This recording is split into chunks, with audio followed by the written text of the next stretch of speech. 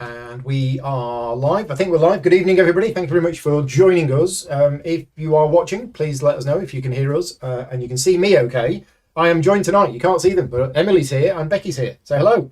Hello. There you go, and wave so people can see your hands. We're going to be doing a 3-player playthrough of Mythwind tonight. And this is a game which is on Kickstarter right now. It actually came out recently. Backers have got their copies from the first production run of the game. But it's gone back on Kickstarter for a second print run with a few tweaks and an additional expansion set. We're doing this video tonight in order to help you decide if it's the kind of game that you're going to enjoy. And if you are, we can go and back it. There will be a link to the Kickstarter campaign in the description of this video, so you can always check that out or just Google it and you can find all of the information. Brendan's here, but he's got to go in a few minutes. But Steve knows everything about the game. Steve's here from Co-op Guild, who is another YouTube channel that has also covered this game. So if you want to see another playthrough of it, definitely go and check out Steve's at Co-op Guild. But Brendan's going to be here in a bit. Thank you very much, Brendan, for joining in. And Brendan from Open Owl Studios is one of the designers of this game, and they've kindly sponsored tonight's video. Because this video is a sponsored video, that means you're not going to get any opinions from any of us in this video. We will, of course, well, we've already played this game a bit, and we've already talked about it, and we'll be talking about it again afterwards. But unless you've got secret cameras in the house, and I did remove 3 of them yesterday, so you won't find our opinions on it. As I say, the idea of this video is to help you make a decision about whether it's the kind of game that you're going to like. That said, there is something that I did want to talk about at the start of this video, and this is veering into opinions on the game, but I'm not going to give my opinions. There's a big elephant in the room that I think I need to talk about, and that is this game.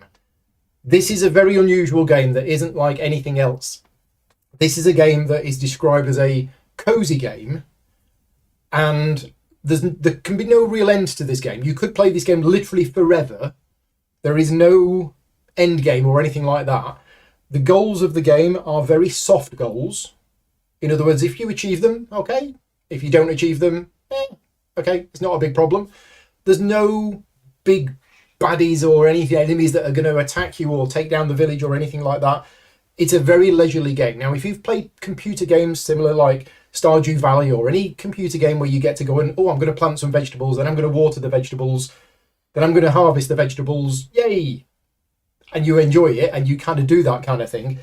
That's what they've done with this game. And you might be thinking, well, hang on a minute, Paul, don't you cover like medium to heavyweight Euro games? And I'm like, yes, I do.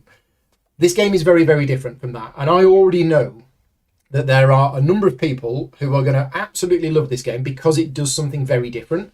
I already know people who have played this game for 20 hours as each character. So they've got 80 hours of gameplay out of this game. And I know that this will appeal to certain people who have families who are maybe not gamers because they can just get round the table and you can play something like this. On the flip side, there are people that I know who would absolutely hate this game and would play it for 5 minutes and then put it away and go, what is the point of this? So all credit to the designers and the publisher, because what they've done is they've done something different. In the board game space where we are absolutely flooded with hundreds, if not thousands of new games coming out each year, I am very happy that they have sort of, extended the boundaries of what's possible with the board game, because 5 years ago, I don't think we'd have games like this.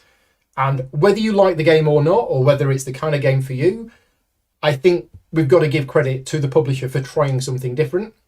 And as I say, I know people that absolutely love this, and I know people that don't like it. Anyway, there you go. So, what is Mythwind? It's a 1 to 4 player game, 5 players with the expansion, which we're not playing tonight. Where the characters are all people living in a small town in Mythwind Valley. And what you do is you play over a series of days or a series of seasons. Each season is at the moment made up of 9 days, which may extend to 10 at some point in the future. And on each day, you go to the town and you do something in the town, and then you each do your own thing.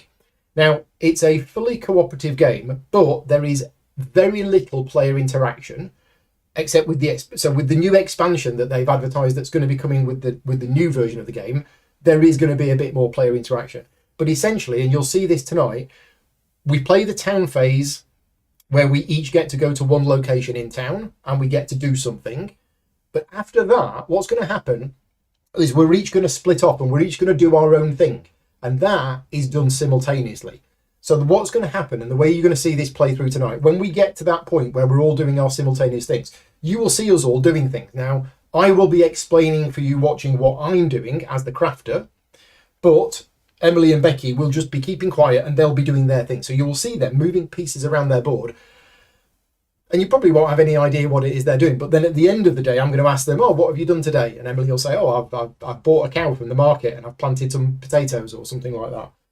So we'll get a quick summary from them, but you're going to see how my character works. I'm playing the crafter tonight, so you will learn a lot more about how that works, but just trust us that, well, I assume you're going to be playing it correctly. I don't know, because you'll be sitting there doing it. So the 4 characters that come with the base game, there's the ranger, the farmer, the crafter, and the merchant.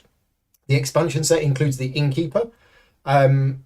The merchant is going to be changed. I believe they are going to issue some tweaks to the way that the merchant works in the new version of the game. We're playing with just the original. And there might be some new characters coming out at some point in future as well. But essentially, you take a character and you play that character. Now, if you're playing this game solo, you can play a character for a season, and then you can put that character away, and you can get a different character out, and you can basically explore the game. Every character plays in a very different way. But yeah. That's probably it for an introduction. We're gonna dive in now. Now, I mentioned that the game's played in seasons. The campaign starts off in spring, then it goes into summer, then it goes into something called fall, whatever fall is. I don't know. We might end up calling it autumn because we're in the UK and that's what we call it in the UK. And then we have winter. Now, we've already played through the first 2 seasons. We did that earlier this week. The reason why we played through the first 2 seasons is, having played a bit of this game myself, I felt that there were already enough videos out there of people playing this game from the start. And I think if you saw the first season, you might be a little bit underwhelmed because it is a little bit slow to get going. So we played 2 seasons earlier this week. So we've played through all of spring, we've played through all of summer, which is why if you're tuning in and you're watching this, you might be thinking, whoa, wait a minute, what's going on here? We have all done some stuff. So Emily has got some cows, I believe. Yes. Who occasionally breed. And you've also bought a plough. I have a plough. So that's going to help you whenever you plant goods, because you've planted some. And you've planted some goods. And tended the strawberries. Tended the strawberries. And you've also got a couple of skills. I do. So you've got a couple of skills. Excellent. Becky is the merchant. What have you been up to for the last 6 months? Well, I eventually managed to buy out one of my rivals. I have a little bit of cash. I don't own any goods at the moment. None at all. I'll have to change that soon. Yes. So the merchant, what's interesting with the merchant is that you actually have 2 other NPC merchants that are your rivals. Now, I've noticed that they don't have anything on their card. Should they have? They should, yes. They should, okay. And one thing that Becky can work towards at some point during the game is to buy out one of her rivals, which costs a huge amount of money. Whereas me and Emily are just sort of doing things that are gaining us very little money, and then Becky's there going, oh, I'm going to sell 4 hammers and make 25 money, and we're like, what? And then you're like, okay, I need to buy out this rival. It's going to cost me, what? How much did you pay? Like 54, yeah. 54 to buy out a rival. So I'm the crafter. My job is to craft items. I get requests from people who are living in the town, and I have to refine various materials in order to try and meet those requests. I've done a little bit of that already. I've fulfilled a few requests, and I've increased my reputation. So a few people in town know that I can make good boots, backpacks, and scrolls as well. I don't know, I mentioned at the start that this game has no end. You can technically keep playing this game forever and ever and ever. I don't know how many years it is until you get a character where you feel, right, I'm done. I don't know how long that is. If you're watching this video and you have played it that long, or if you want to leave me a comment afterwards, let me know. Is it 2 years? Is it 3? Is it 4? Is it 5? I'm not sure. As I mentioned, you can put the characters away at the end of a season and save them and get out a different character if you want to. But I've got a couple of skills. I've got 3 requests at the moment, and yeah, let's have a quick look at the main board. So the main board is this. Now, when you start playing the game, you will only have the longhouse. The longhouse is your starting building, and all of these spaces will have cards on, which will be face down, which you've got to explore. And when you explore them, you remove the tile, and that gives you a place where you can build a future building. as you can see, we've been doing quite a bit of this. So we've got the longhouse. We also have a tavern, a chapel, a trading post, a fishing ground, and a general store. These are buildings that we can go and visit during the game, which will do various actions. We also have more buildings that we can build, which are just off camera to the left. And when we build them, we put them on the building queue. And when they come off the top of the building queue, they go into the town. But in the town, there are other things that we can do as well. So this here is an action space where we can either explore some of the land or we can increase the town's resources. This here is where we can hire some workers. So you have villagers and you have sprites. Now, the number of pips showing on the dice is the strength of that worker. So this is a strength 2 villager. This is a strength 1 villager. This is a strength 3 sprite, strength 2. They only go up to 3. And basically, every time you use a worker, it will tick down a pip. And then when it goes to 0, you re-roll it and you put it back. Over here is where you can build or demolish buildings. And over here is where you can go on an adventure. You're going to be seeing more of that later on as well. But each season, you get a goal.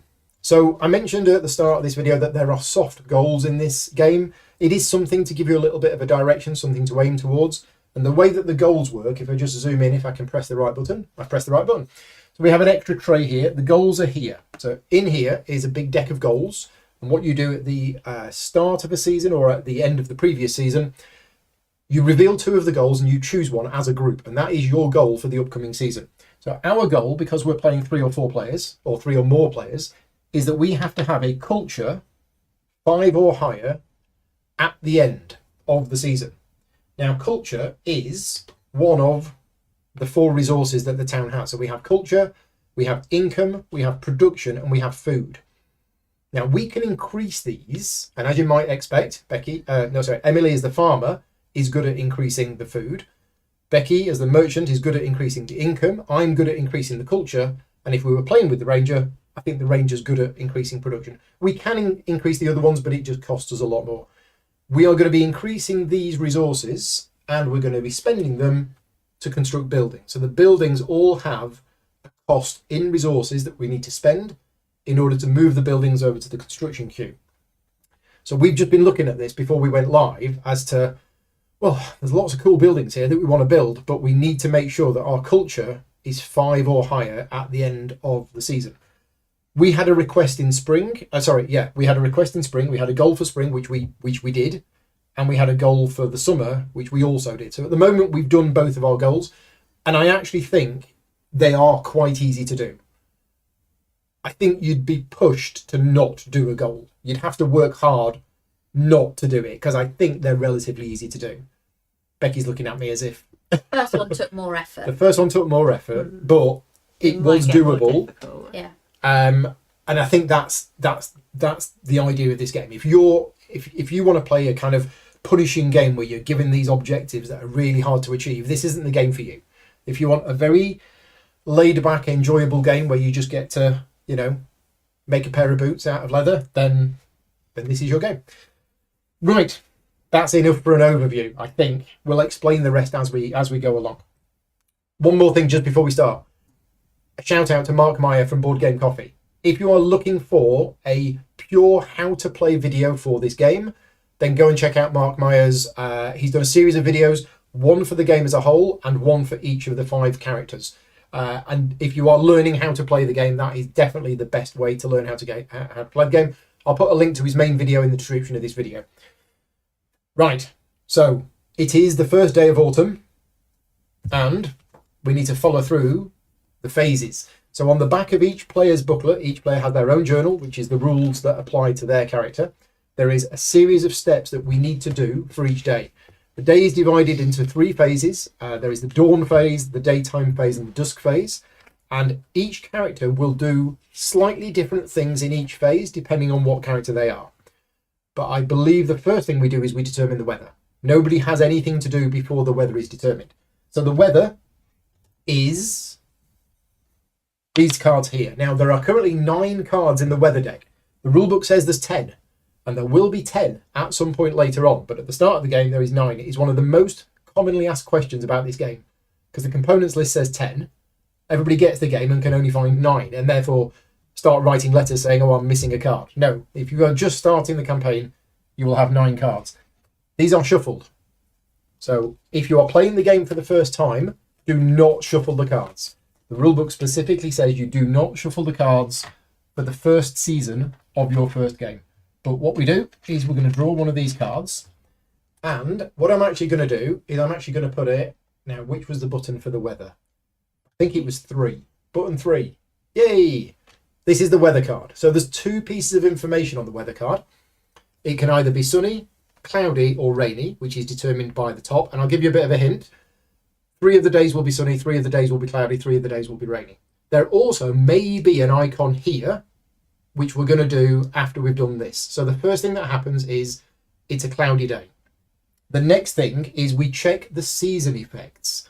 Now the season effects, these are the season effects for autumn, and it's not going to apply for days 1 and 2, but it will apply from days 3 and onwards. If the last 3 days worth of cards match one of these series of icons, then an effect happens. So for example, if we get 3 cloudy days in a row, the culture of the town is going to drop. Now that's going to be quite rare for that to happen. Okay, so yeah, I mean, what did we have last year? It happened in summer. We got 3 days of rain and the food all washed away. So yeah, you check the season effect. So you draw the card, then you check the season effect. We don't have a season effect at the moment. Then we are going to resolve the weather effect. Now, does that weather effect happen before you two do your special thing? Yes. It does. Right, so this weather effect is we advance all of the buildings in the building queue by 1. We currently have no buildings in the building queue, so nothing happens. But if we had any buildings here, they would all move up 1, and whenever anything leaves the top slot, it would get built here, because that's the only available space. Now, if you're just playing the game as the crafter, that's it. The dawn phase is over. However, the farmer has something special to do in dawn based on the current weather. So because it's cloudy... And I have in and it's autumn. Cloud means I can harvest. Yes. So every time in autumn that it is a cloudy day, the farmer can go off and harvest. Which I've only got 1, so I'll harvest. Because you can only harvest if it's tended. No, you can harvest if it's not tended. You just don't get much money for it. Yeah. Okay. So you're going to harvest some strawberries. For money. For money. Meanwhile, the merchant, what do you get to do if it's cloudy in autumn? So if it's cloudy, the goods don't go, the cost of the goods don't go up or down. Right. But because it had a green icon on it, my customer will perform an action. Okay. So first... So Becky's got 2 rivals. Each of those rivals might do something at the start of the day, or the customer might do something at the start of the day. So you're saying because we've got that icon, that customer is going to do whatever it says on the customer card. And I'll hand over to Becky at this point because you know how it works more than me. Okay, so first we start with trending in the market. So this one is fur, and that one is going to go up 1. And this one's wine, and that is going to go down 1. So on Becky's board, just a quick summary of how I understand it, there are 4 commodities, and the current market price of those commodities will go up or down as the game goes on. Sorry, I forgot to press that button, so people couldn't see. So yeah, Becky's board there. So the price of fur has gone up by 1, and the price of wine has gone down by 1. Yeah. So technically, because there's 2 4s, the price of it that hasn't changed at the moment, but it is closer to changing than it going up than it was before. Mm-hmm. So that was the first part of the top there. That is the trend, and now we've got the customer's buy action. So I think this means he wants to buy, because there's an up arrow there, he wants to buy the most expensive fur he can, and the least expensive wine. Okay. Now, I had no goods, so he's certainly not. Oh, so he's not going to buy from you because you've not got any. No. So I'm guessing he's going to buy. So he's going to buy the 1 fur from this rival, which I believe is at the rival's price, but I think it's at the rival's price. Yeah, it must be, mustn't it? Because or else it wouldn't be different to my price. He's going to buy one of these furs. If you know how the merchant plays and we're playing this wrong, please let us know in the chat. But hopefully we got it right. So the fur will return back to the market stockpile, and that rival gets the money. Yes, they get the 6 coins. And then the next thing they want to do is buy 2 of the cheapest wine. Now I think again, not from you because you don't have any wine. Not from this rival because they don't have any wine. Okay. So I think. Guess it's going to buy from the other one. Yes, I believe they can do that. Buy the goods from the rival that's not in the customer row if possible. Yeah. If possible. So it'll buy from the other rival.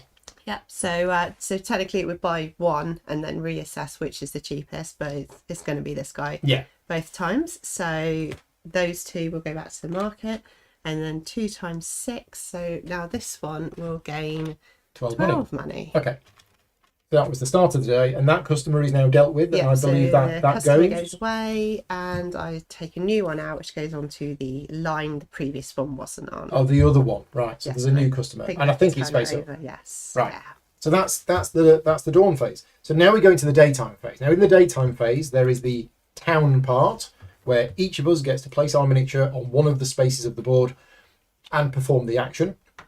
And then after that, we're each going to do our own character actions. Now, there's one thing that I do want to mention here. The rulebook is very keen on saying that it's simultaneous play in this game.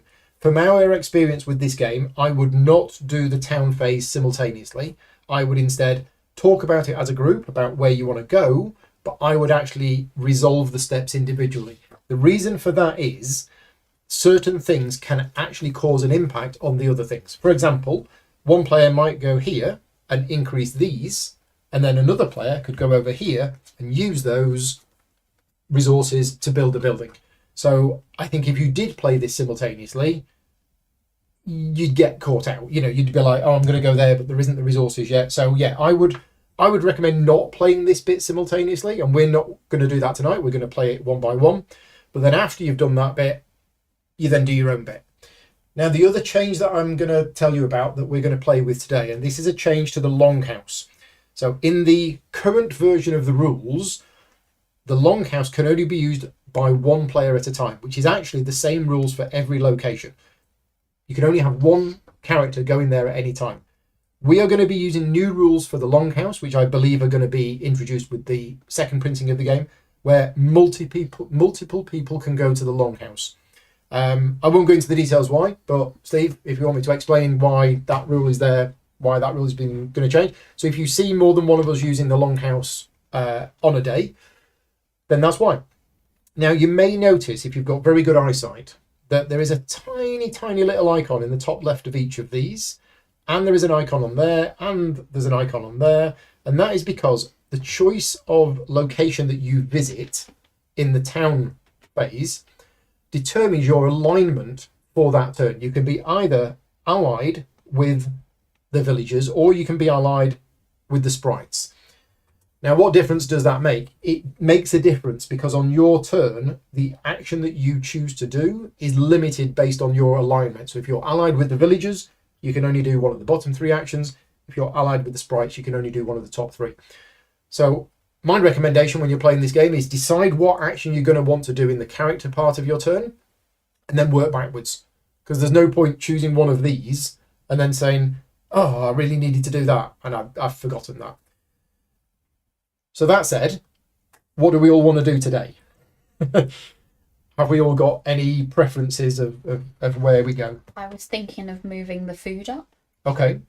I'd like to go to the longhouse and gain my skill. Oh, because you're ready for gaining your skill. Oh, nice. Okay. Well, the longhouse can be used by multiple people at a time, so you can go to the longhouse. We've got lots of workers here. Mm-hmm. I've got lots of money, so I'd like to hire some workers if that's okay. Yeah. So I'm going to go here, and you're going to go there. Right. So we've all decided where we go. I will explain these actions briefly now. So the location that Emily's gone to, there's actually 2 different things that you can do here. You can either spend 5 money to explore one of the face down tiles. You flip it over, you get the bonus, and then the tile is removed. Or you can spend money to increase these. Now, you can spend as much money as you want to increase these, and the cost to increase them depends on your character. So my character, this is what I pay. So for me to increase culture only cost me 5. For me to increase food cost me 15. So Emily, how much do you want to spend? I'm going to spend 10, and so I'm going to increase the food by 2 because it only cost me 5. Food goes up by 2. Okay, and you are allied with the sprites for this turn. I'm going to hire some workers, so I can hire 1 worker for a cost of 2 coins, or I can hire 2 workers for a cost of 5. Now, if I hire 1 worker, the type of worker that I hire determines my alignment. If I hired 2 workers, which is what I'm going to do, and I'm going to hire 1 sprite and 1 villager, that means that I can actually choose, when we get to my character action, which of the alignments I want. So I'm going to spend 5 money, and I'm going to have these 2 workers. So they just go into there, spend money. And Becky's going to have a skill. So at the longhouse, you can either gain 1 money, or you can learn a skill. Now, each character has a set of skills in the game, and the requirements that you need to learn that skill, it's always the longhouse where you get the skill, but the requirements for learning the skill are different for each character. So for my requirement, I need to have certain materials in certain slots. For Emily, you need to have things planted in your fields, certain crops, which you just remove. Yeah. Becky, your requirement for learning a skill is very, very easy. You just need to have 1 rival card that you've previously bought out. But as we talked about earlier on, it cost Becky 54 money to buy that rival out. So what do you do with that card? Do you shuffle them back into the deck now? Oh, that was a good question. I guess so. I know I pay it. They're gone. But other than that, yeah, you just get rid of that card and you gain 1 of your skills. Yeah. So the skill I want is the loyalty one. There you go. And you might be thinking, well, hang on a minute, Becky's already got 1 skill on her character board. Yes, that's because one of the events or one of the goals that we had last season, it gave us all a free skill. So that's why I've got 2 skills, and that's why Becky already had 1. Get shuffled in? Yeah. And that's it. We'll come on to what skills do in a minute, but at this point, we have all done the town phase. We're now going to do our individual character action. So I will let you 2 get on with yours while I explain to people how the crafter works. So this is my crafter board. And one other thing that's good about this game is that they have made these player boards, and they are a way of saving the game. So at the end of each session, I'm going to basically turn all of these resources sideways, and there is a plastic lid that goes on, and it is really easy game to save your position. And they're all unique, and all of the characters work in very different ways. But the first thing I do is I perform a character action. Now, as I mentioned, if I was allied with the sprites, I could only choose this one, or this one. If I was allied with the villagers, I could choose this one, or this one. I hired both of these workers. That means that I'm allied with any one that I want. And the action for me, I don't have 5 different actions, whereas the other 2 characters do. I have pretty much the same action, but it is for the 5 different resources in the game. I can either gain 1 of them, or I can sell 1 of them. Now, if I'm selling 1, I'm selling from here. If I'm gaining 1, I'm taking it, I've actually got them under here. So I'm gaining it from there. And I've got a bag. And the bag is my sort of supply of materials. And you'll notice that I've got 2 skills. Now, if I choose this action here, I also get to do the skill. If I choose this action, I get to do this skill. If I choose this action, I don't get anything to do. So you kind of want to put the skills in the things that you think you're going to do, and that's going to lead you on to actually wanting to use those skills yourself. So that's what I'm going to do. I'm going to choose this action here. So I can either take some of this, which is some paper, or I could sell some paper. Now, if I sell paper, I'm selling it from here. I don't have any paper here at the moment, so I'm actually just going to I'm going to restock some paper. So what that means is I take some paper from here and I'm going to put it in the bag.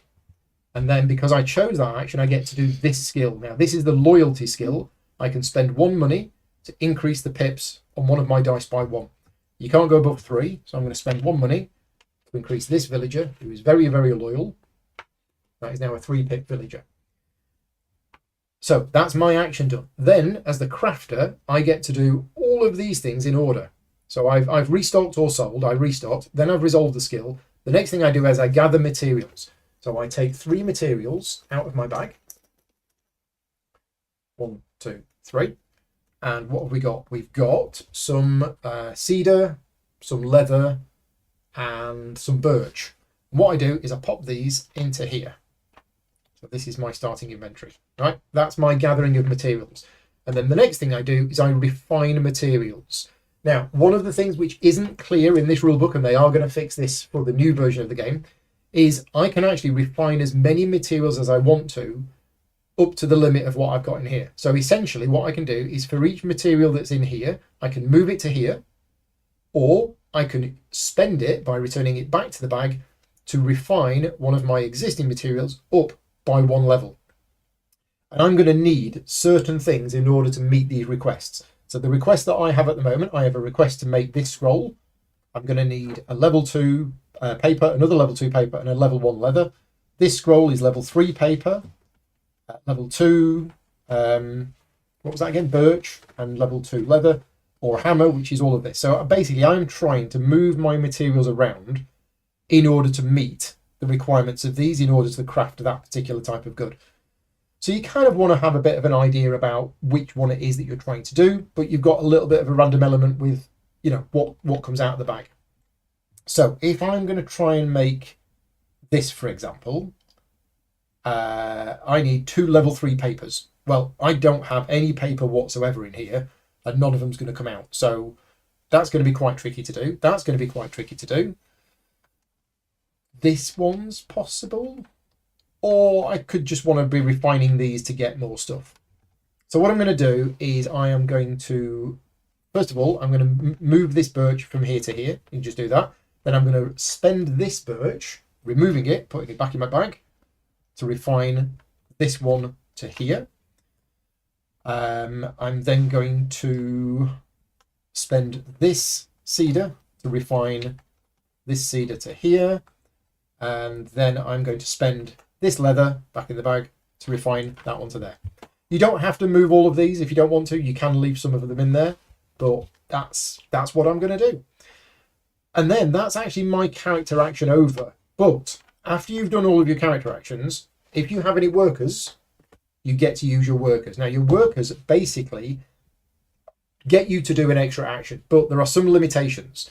First of all, you don't get the skill. So this villager, for example, could go in one of these 3 slots, but this is your skill. So if you do this action, you get to do the skill. But if your worker does the action, they don't get to do the skill. But essentially, I could put this in one of those 3 and get to do one of those. Or as the crafter, I've got 2 special spaces here. So I could actually send the worker here, and that would gather 1 material. And then I've got a sprite which can refine 1 material without actually having to spend money. What I'm going to do, based on what things that I think I'm going to need, I think I'm going to do that. So I'm going to put the worker here, and that gets me to gather 1 material. So I'm going to take 1 out of the bag, and we're going to pop that in there. And then my sprite is actually going to restock some paper. So I know that I need lots of paper for making these scrolls, and I'm a bit short on paper. So that sprite is going to restock the paper and put it in there. And that's it. That's how the worker actions work. So Kit's got a question. Does the one that goes back to the bag and the one that increases the level have to be the same type? Yes, absolutely. I don't know if you spotted that, and apologies if I didn't explain that. But in order to refine a material, you have to spend a material from here of the same type as what it is that you're refining. So yeah, and it works thematically that way as well. So that's it. I have done my character actions. I've done my worker actions. Now I'm aware that I had quite a long turn. You 2 were finished ages ago, but obviously I was explaining to the audience. So what's Emily been up to today then? I was on a sprite. So for my action, I tended the potatoes. Which is basically like watering them, isn't it? I watered them. Yeah. I flipped them around so they're worth more. Mm-hmm. And then Oh, you've got 2 workers as well. I've got 2 workers. Right. So my sprite worker did the same, but for these strawberries. Mm-hmm. And then this one did a cow action, livestock action. So I reproduced a cow, killed a cow. Nice. Well, sold a cow. Money. Well, yeah, okay. Maybe. And then moved a cow down to here so it was out of the way. Yeah. Because I'm hoping to get some kind of equipment. Yeah, you might be able to see from Emily's board, she's playing a kind of polyomino style game where you've got to move the tiles around and have certain things adjacent to other things. What's Becky the Merchant been up to today? Okay, so first I manufactured 1 food. Okay. And then using the skill, so that I gain it for free. Yep. And then using this skill, I then sold it back. Sold it. for 5 to gain 5. Okay. And that doesn't change the price in the Yeah, so marketplace. normally whenever the merchant sells something, the price of that drops. But you've got a special skill. What's the skill called? That is Right. off the books. Off the books. Okay. So a bit of a under the table selling of some food, Yeah, so and the price doesn't drop. nice way to make 5 money. Yeah. And And then your sprite worker. they did What's the the crate? stock action. So they bought the 2 hammers that this rival had for 2 each. Okay. Because I thought that was a good idea, seeing as the market says that 4. Okay. So now I have 2 hammers. Right. Okay. And that's it. So Yeah. that is that everything for the daytime? Does anybody else have That's my daytime. anything to That's do in the daytime? Right. We now go to dusk. First thing that happens in the dusk phase is the characters return home. Then workers return. Now, this is the point where you drop the workers down by a pip. So I have a level 3 worker that goes down to a 2, a level 3 sprite that goes down to a 2. And if at this point you reduced them to 0, yeah, you would re-roll them. There you go. And you'd put them back in the town. Now, if you ever roll a 0, you keep re-rolling until you get 2. Now, when you first start playing the game, you only actually have, is it 1 villager and 1 sprite? Yes. But as I say, we've played through 2 seasons and we now have 4 sprites and 3 villagers. And I did see a picture of somebody on the Discord channel the other day that had got all of them unlocked. So they've played the game enough that they've actually unlocked, and there's not enough space for everything.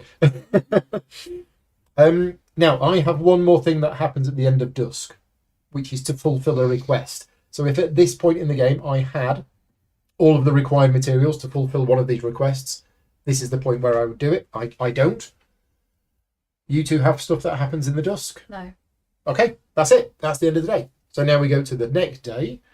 We're going to determine the weather. And let's press the button for weather cam. It's another cloudy day. So what we do is we stack the cards up like that.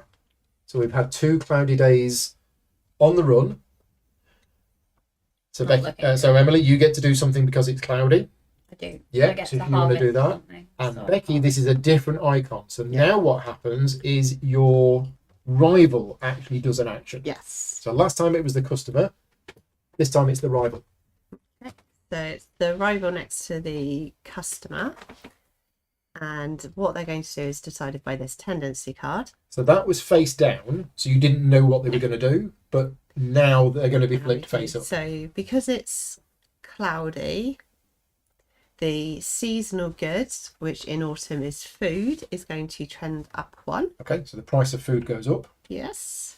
Performs the top action if they cannot. So I guess That's is it. Is that it? I Yeah, think. if they were able to do that top action, that's it. If they weren't, they'd go to the next one. And if they weren't able to do that, they'd go to the next one.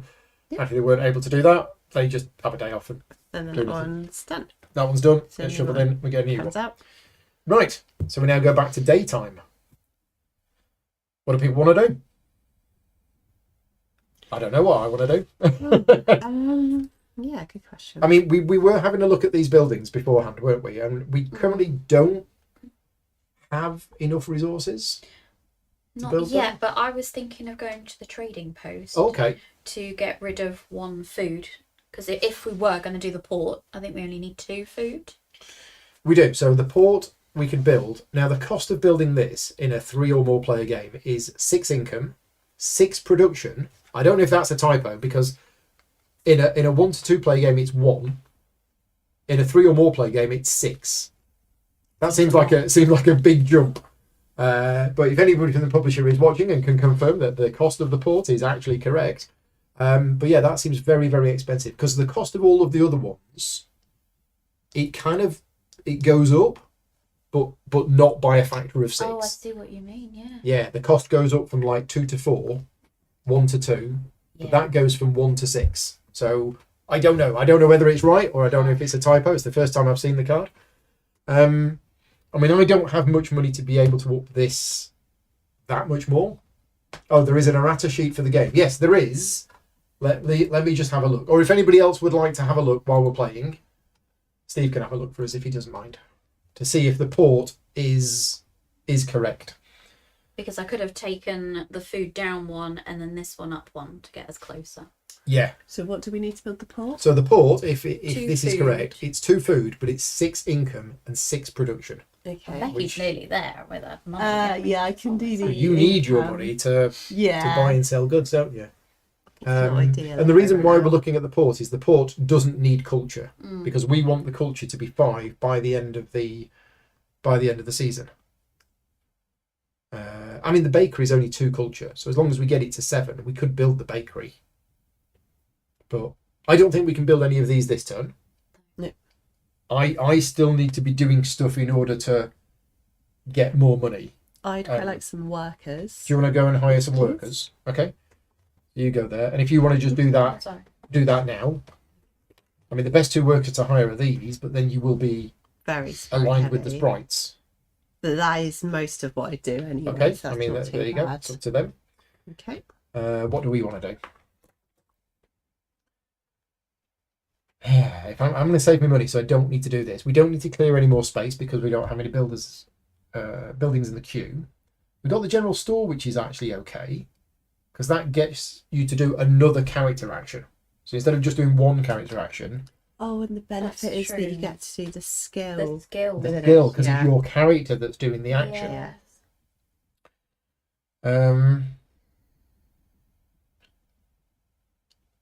If that's okay, I'll go to the general store.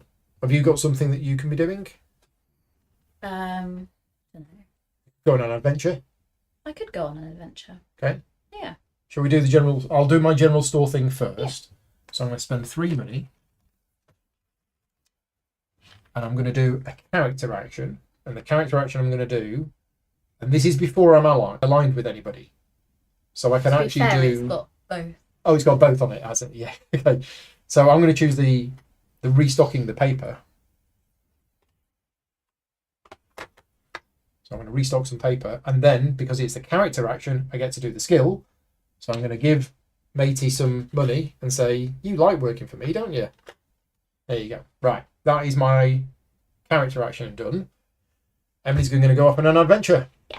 So the game comes with a series of adventure cards, which are stored. Nobody said anything about the port yet. Series of adventure cards. They're under this. This is a placeholder card on top, so that you don't actually see what's underneath. But you start off, I think, with adventure cards 1 to 10, and they get shuffled. And then at a certain point in the game, you will be told to add more adventure cards in. So what happens when somebody goes on an adventure is we take the top card from the adventure deck, and it has a little bit of narrative and a little bit of story on it, which is recommended that one of the other players reads it. And then there will be sometimes a choice, and that the player will make the choice, and then you flip the card over to see what happens.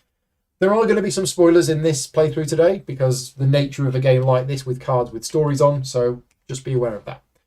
Right, the card is Into the Unknown. You've never been here before. Choose either A, roll a villager die, or B, roll a sprite die. If there are no dice at the tower, nothing happens on your adventure. After rolling the die, flip the card over to read the results. Once you've completed this adventure, shuffle it back into the adventure deck. So normally these adventures are one-off. This one always gets shuffled back into the deck. Better roll this dice. Well, yeah. So I don't think you have a choice because there is only a villager dice in the town, at the tower. So we're going to roll the villager dice. Dun. Okay, Two. and then we flip this over. So option A. Now, what are we doing? Oh, the results. Read the results. So I think the results are based on the pips. Okay. So it's 2 pips. 2 pips. Some of the local craftspeople are getting good with their wood carving. So we lose 1 culture, No. No. but we gain 1 income. That's it.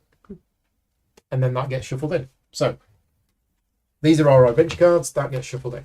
Am I allied with some? I'm assuming The villagers. The villagers. Yeah. You are allied with the villagers.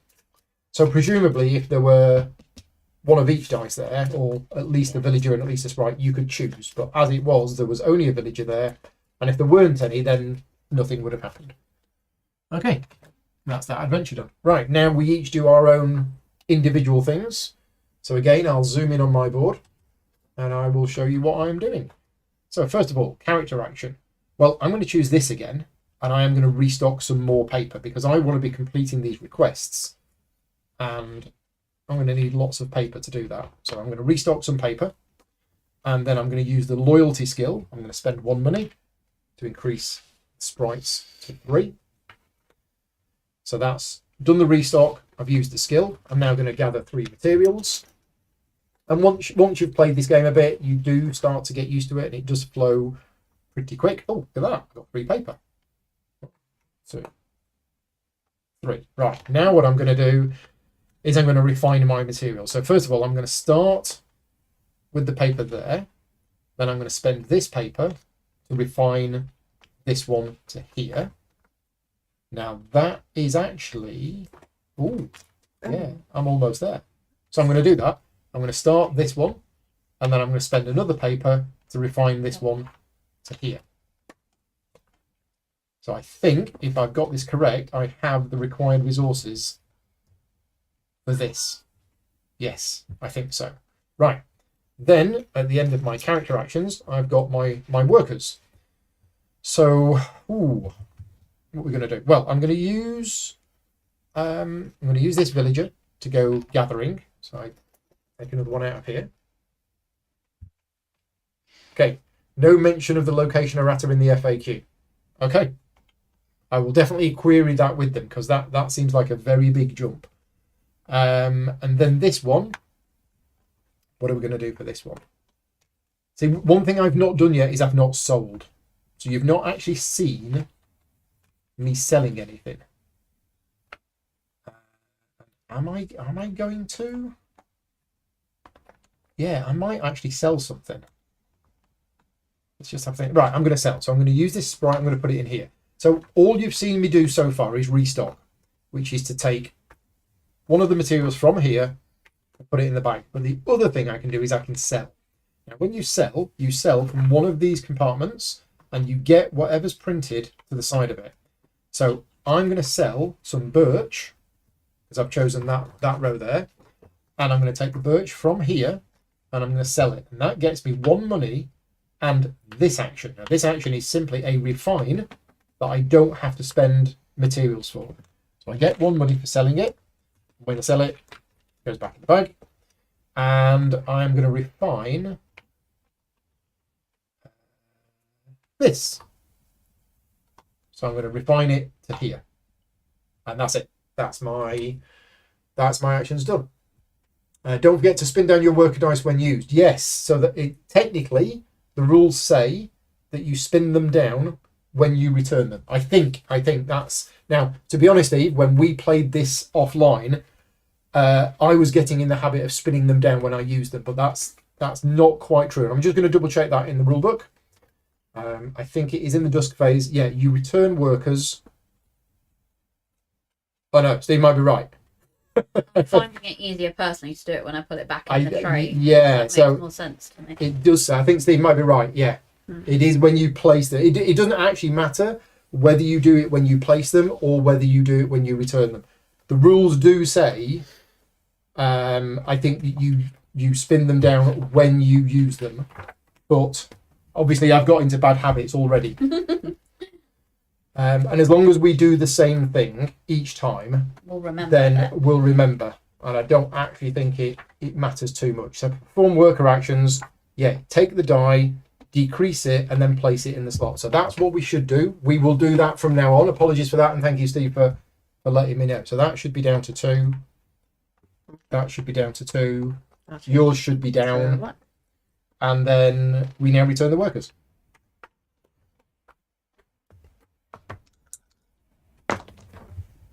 Okay, so the sprite comes back as a 1. The worker gets roll. Oh, that's better. Better. Yeah. Right, now do you two have anything that happens in the dusk phase? Yes, I do. I have to replenish. You have to replenish that. This one. So those workers go back to your tray. I do have something to do in the dusk phase, and that is I'm going to fulfill a request. So I have a request here for this scroll. I need 2 pieces of paper at level 2 and a piece of leather at level 1 or higher. And I have 2 paper at 2 and I have a leather at 2 as well. So I've gone overboard on the leather. But what I do is I return these, and this is the point where they go back. So they effectively go out of the game. They go into there, and I have now fulfilled this request. So the benefit of me fulfilling this request is I get 1 money, which might not sound very much, but I also get money equal to my reputation value with scrolls. And that is what's printed here. I don't know if you can see this, but with scrolls, my reputation gets me 6 extra money. And as your reputation increases, you will get more money from it. So there's 6. And I immediately get to do the sell action. So I am going to sell this birch from here. Am I going to sell this birch from here? No, I'm going to keep that. I'm going to sell this cedar from here. So I'm going to sell that. That goes back into the bag. And I get whatever's printed next to it, which is 1 money. And I get to do a gather action, which is to take 1 from here. Put it in here. And then what happens is this is a completed request. So I'm tucking my completed requests here. And the reason why I'm tucking them here is that I need to use these completed requests to increase my reputation. That's this icon here. So the star means that I can spend these to increase my reputation. What you do is, you might see this today, but I take that off and I rotate one of these counterclockwise, and it basically means that I will get more money for selling that type of stuff in future. So I've currently already increased this one, and this one, which means I'll get slightly more money for making those things. And it gets harder and harder. The higher your reputation, the more and more of these cards you need to use to increase it. Right. Yes. Thank you, Brian. Steve is correct. Right. We're done. That's the end of the day. So next day, weather. Are we going to get... Oh, yeah, characters should have come back. Dashi. Oh, sorry. That's me. Are we going to get... Let's switch to weather cam. Okay, it's not. So it's cloud, rain. So we don't match one of those patterns. Emily, do you have something that happens when it rains? Not in the season. Not in autumn. And Becky, you've got one of those cards, which is your rival. Yeah. So first, because it's raining, my seasonal good will So trend food goes down by down 1. 1. And then, yes, we're doing another rival action. So this time, if it was sunny, which it's not, so then they want to sell all of their favoured good. Which Okay, unfortunately they can't do. Okay. So then they want to Manufacture their favoured good. So gain a good indicated by the manufacture action they're resolving, which is their favoured good. So they gain a wine. There you go. So they've got some wine. Yeah, And then that and card there's goes. no number there, so just the 1. Yeah. Okay, right. Daytime. So where do we want to go? I mean, I've got lots of money. You do. I said I was going to hang off for more money, and then when I said that, I've since sold something, and I still seem to have the same amount of money. Well, that's because I went there. It's because I went there and I used my loyalty twice, so I spent 5 last turn, effectively. Is it alright if I purchase some dice? Do you want to go and hire some workers? Is Yeah. that all right? Yeah. Do you want 1 or 2? I'll take 2. You're going to take the 2 villagers. I was going to take the high villager and Yeah. then the low sprite. Okay, so you spend 5 money, and you can be aligned with whoever you want to be. So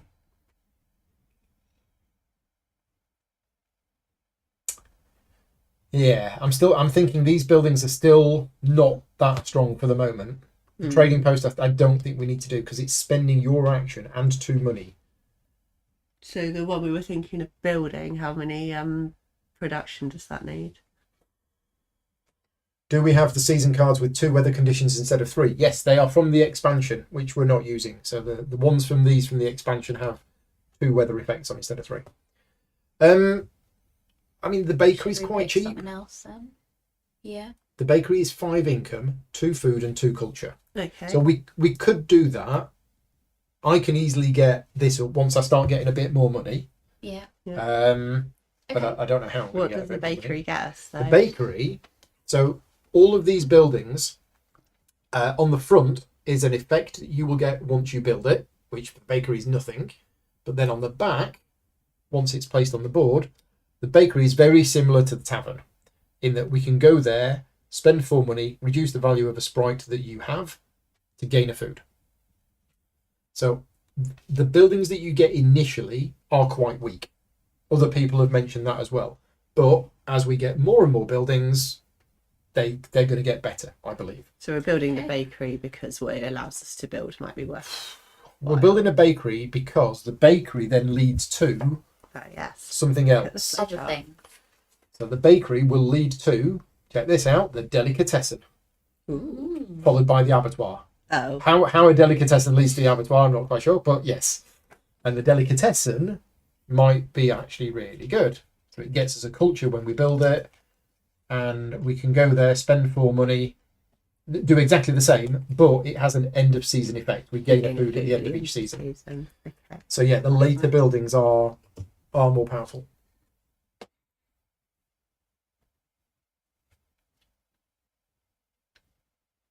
Okay. Okay. Where do you want to go then, Becky? I mean, I can put. Do we need me to put the income up for the bakery? It needs to We be a do, 5 apparently. but Yeah. it depends how much money you've got spare. I mean, Because I've currently got 46. and have you got any plans for what you want to do? Well, I currently don't have any goods, so I do need to buy some goods. But You don't want to go here and spend all of your money and then suddenly No. find that you don't have any. yeah, Are they currently expensive to buy out your rivals, or is it so worth it's considering? double what's on them. Oh, okay. Which so 26. So that would be 52 to buy that one out. And is the only reason for buying out your rivals is to get another skill? Yes, Right. or if most of their worth was in goods, I would get to keep the goods. So that's not a Oh, okay. terrible deal. Okay. And the upgrades, Mhm. I think the higher level of those I need that for as Okay. them for as well. But that's it. Mm. A new one just appears. That's quite a way off, isn't it? Yeah. I mean, I'm tempted to use the general store again just because getting another character action is really good, but that 3 for me is really expensive. See, for me, it's not too bad. I mean, did you want to go to the general store? If I could go Yeah, there if you for want to go to the not. general store. So you spend 3 money and Yeah. basically do Because to be honest, a character action. I'm realizing that it's just a little living having taken all Yeah. the same dice after all. So if you want to do that, I'll have a think about what I want to do. Okay, I so don't just want to go to the longhouse for 1 money. That seems a little weak. I also don't want to go here and spend 5 to clear one of these when actually we need to be building this up. But I kind of want to go here maybe at the end of the season when I've got maybe 25, 30 and just, really increase this quite a bit. That's my sort of overall plan. So I might go on an adventure. Yeah, I'll go on an adventure. So Emily, if you wouldn't mind reading the adventure card.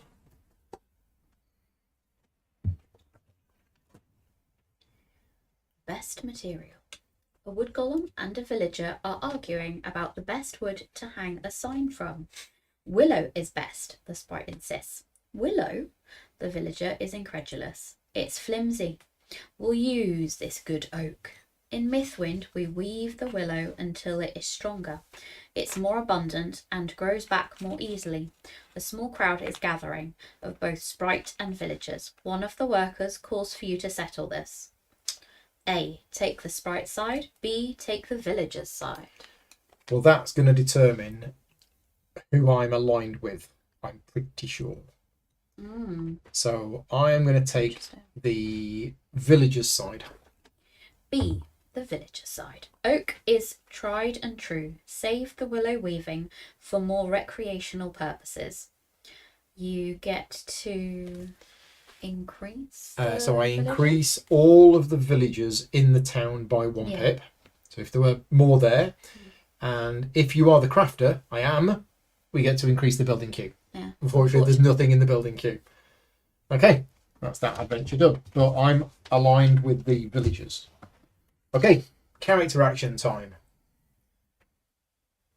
And I'm aligned with the villagers, so I can only choose one of these 3. If I choose that one, I get this. So I'm going to choose that one.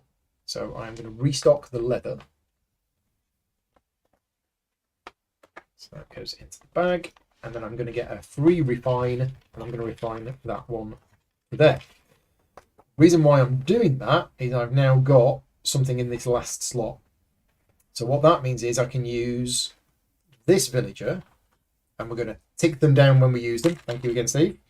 And we're going to put it in here, and I am going to sell that cedar. So if I sell something from the final compartment, I get the 3 money. It's good, but I also get to increase my reputation. So you may notice, I don't know if you can see this on here, but there's a little number in the left-hand column. That is the amount of requests of the corresponding type that I need to spend in order to increase my reputation. So at the moment, even though I've already increased my reputation by 1 for scrolls, the first time you increase it, it goes from level 1 worth 5 to level 1 worth 6. So it's still only going to cost me 1 scroll to increase it. So I'm going to take this fulfilled request, and that's actually going to get shuffled back into the request pile. And then what I do is I take this off, take that counterclockwise by 1. So I'm still getting 6 money, which is pretty terrible. It's gone from 6 to 6, but it now needs 2 cards for me to increase my reputation again. So actually that didn't get me anything. I was hoping that was going to go up to 7, but it didn't. But I've got to get there in order to go up even further. And I did get the 3 money for doing that. Okay. Then what happens is I've got the sprite to use. So with the sprite, I am going to choose to refine. Do we want to refine with the sprite? No, I think what I'm going to do is I'm going to take the sprite down, and we're going to go here, and we're going to restock some more paper. Some paper. In fact, hang on, I shouldn't have done this. I'm using my workers before doing my things. Sorry, I forgot about that. I need to get rid of the goods that I sold. Yes, I did. So yeah, sorry, I shouldn't have done the worker action first. What I should have done is I should have finished all of my character actions and then done the worker action. So that's my bad. I'll get it right next time. So I'm going to gather 3. It's 1, 2, 3. And then I'm going to start with that one. I'm going to start with that one. Start with that one. I'm going to spend that one to refine that one, and I'm going to move that one to there. Yeah. Okay. Right. That's almost right. That's good enough, I think.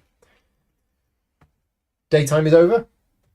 So at the end of the day, our characters come back.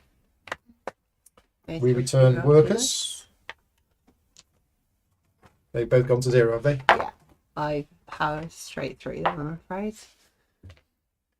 Okay, nice. Nice action. Look at that. And then fulfilling a request. I'm pretty sure I can't fulfill a request. Anybody else got anything to do in the dusk phase? No. Next day.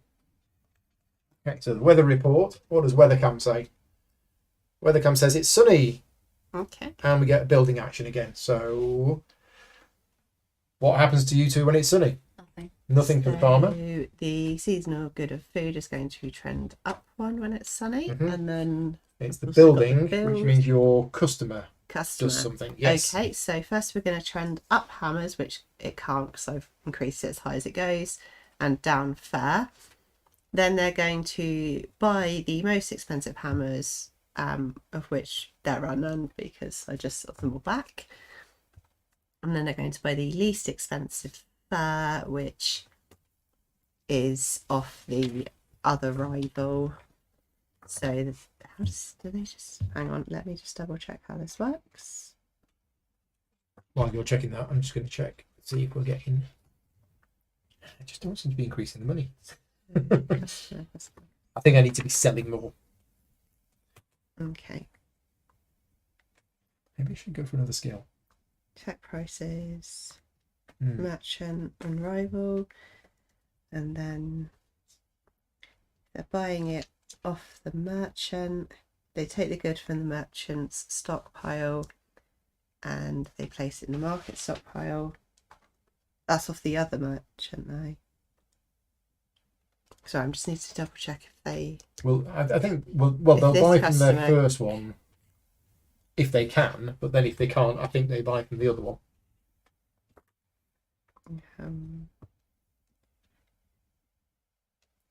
in the customer row, then they will go to the other row. Yeah, so they you're go right. to the So one that they're next They to tried first. me, they tried them. We Yeah. don't have any fur. So instead they're going to buy it off this one, and then this rival gains 6 points. Right. So, what are we thinking now for the town? Oh, did we have a seasonal effect? We didn't. No. Cloud, rain, sun. We don't match it. Okay. Yeah, what are we thinking? We need to get something on the building queue, don't we? We do. We really It keeps do. going up, and it's We're missing out. So either we need to buy some income, or the alternative would like some dice.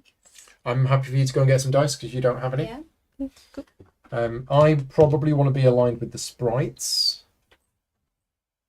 And the danger with going on an adventure is that it's uncertain as to what you might be aligned with. I haven't got a skill. Sort of trying to do that as well. I'm sort of torn between going here to increase these so that we can build a building, fulfilling the requests, which is kind of what I'm supposed to be doing, but also selling stuff to get money and also getting the skill. You've definitely got choices of what you kind of want to do, what direction you want to go in. What I don't want to do is just go there to get a coin, because that seems quite weak. But I don't know. I might end up doing that. Do you mind if I go to the general store again? Sure. Yeah, Okay. go for So it. general store. So 3 money to do that character action. I'm going to restock some more paper. It goes back into there. And then I'm going to spend 1 money to increase that villager to a 2. So that's my town action done. I need to sprite potentially. Okay. Is it worth me going here to swap some stuff around to make mean, the bakery better? The fishing ground is you lose your character action Oh, do because you? you're off fishing.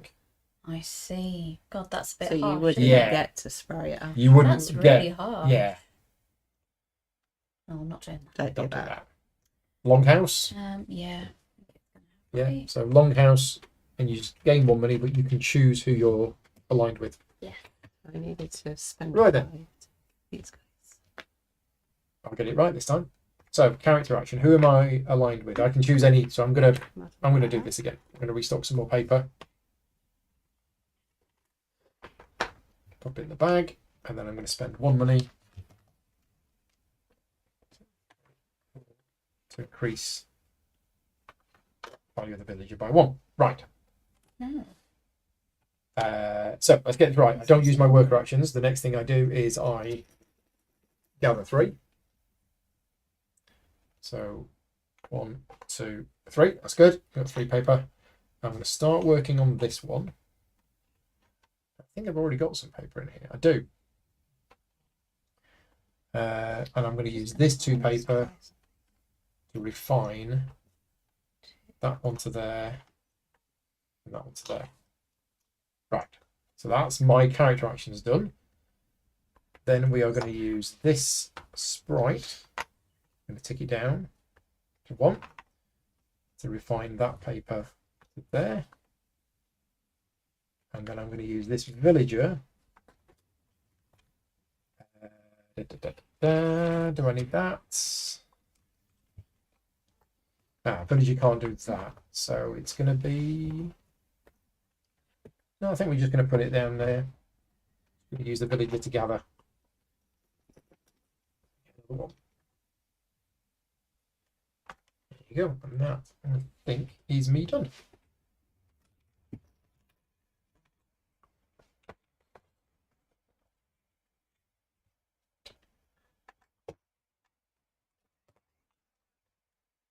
What have you got up to today then, Emily?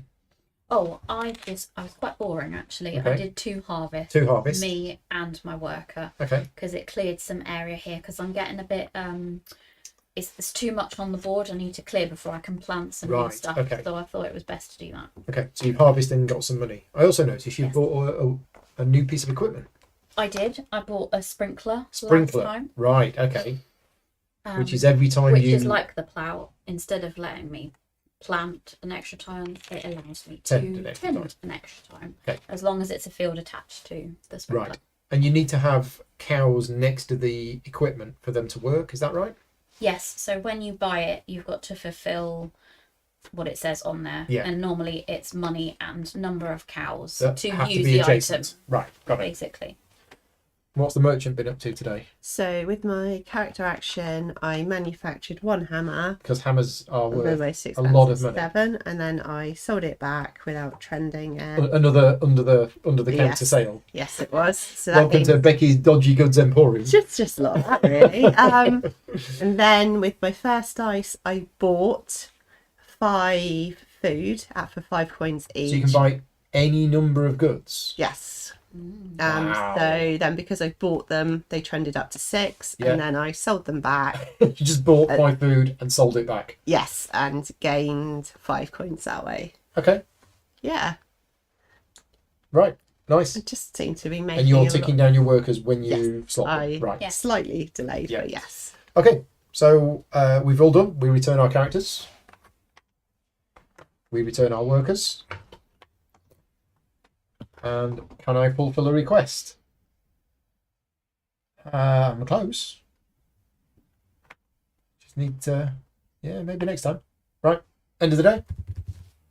How many more goes do we have to the end of the season? We've only done 4 days. Oh, yeah. Just 5 more to go. halfway It does speed up once you get into the flow of it. So it's a rainy day. So we check this. Do we have rain, sun, rain? We do not. But Emily, because it's raining, something happens, and No, because it there's doesn't. no event here. Oh, because nothing happens because it's raining. Something happens over there. Yeah, I've trended food, Food down, down. 1. Right.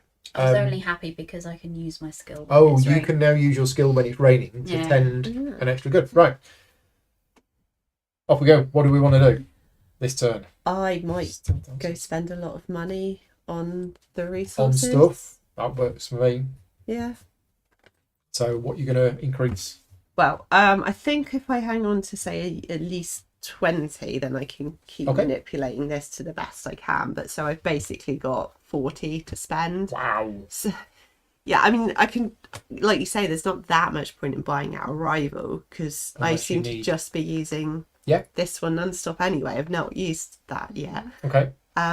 So obviously income's cheapest for me. So I want to do. And this is where the trading post might actually be useful, because if I'm stuck for something to do, you can increase the income. Yes. I can go there and spend the income and increase the production. Yes, especially production because it's the most. So I'm happy to do that. Do you want to knock it up to 10? So that would cost 30. Yeah. Yeah, I can do that. Okay. So income goes up to 10. Okay. And then I've got up to 10 more to spend. So do you if want to we increase wanted production by 1? So production would cost me 15. Ooh. So I could do, because I could do food or the crafting one, but that costs you guys 5 each. But then Yeah. if it's so much easier for me to make money, it's probably worthwhile me doing that. Do you want to do Yeah. culture by 1 then? Might as well, 'Cause yeah. I'm not doing very good at that. Okay. And then what I'll do is I will go to the trading post. I will spend 2 money, and I will basically trade some income for some production. Yep. And Emily, what do you know? Dice. 5 money, Spending 5 money. 2 more dice. Can we build a Thank you. building soon? I think we will be able to build a building soon. Okay. Yes, we could have done this turn, That's but we'll do it next no turn. desperate hurry. Yeah. Yeah, we'll do it next turn. Right, character actions time. So, who am I aligned with? Anybody? So I'm going to choose this one because this one's really good for me. So we're going to restock some paper, or do I want to sell some paper? No, I'm going to restock some paper. That goes in the bag. I get to spend 1 money. I'm going to increase this villager by 1. I then get to gather 3 materials. 1, 2, 3. I'm then going to refine. Okay. This is frustrating. Yeah, I didn't draw any leather, so I'm going to use that to refine this one to here. Then I'm going to start this one, and then I'm going to use this one to refine that one to here. And then I'm going to use this one to refine that one to here. That's my go done. Then I'm going to use this sprite to take them down to 0 to refine. I'm still short.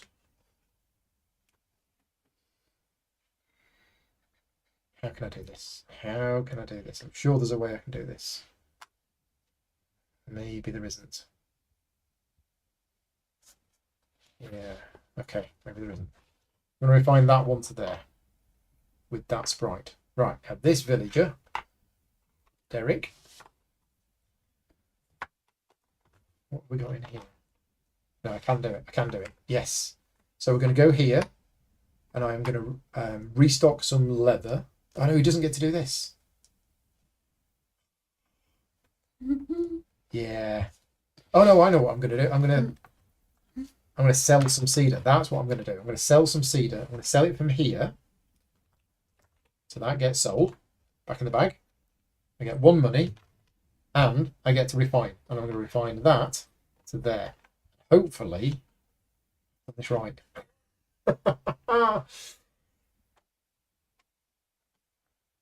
Yeah. So I'm just going to skip ahead to my fulfilling request. So I've got a level 3 paper.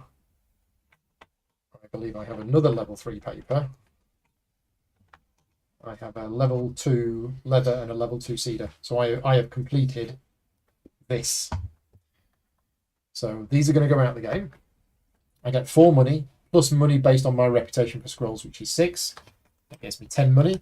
And that icon is a new request. So I'm going to basically take a new request, and I have a request for another hammer. Okay. Now I've got a bit of money.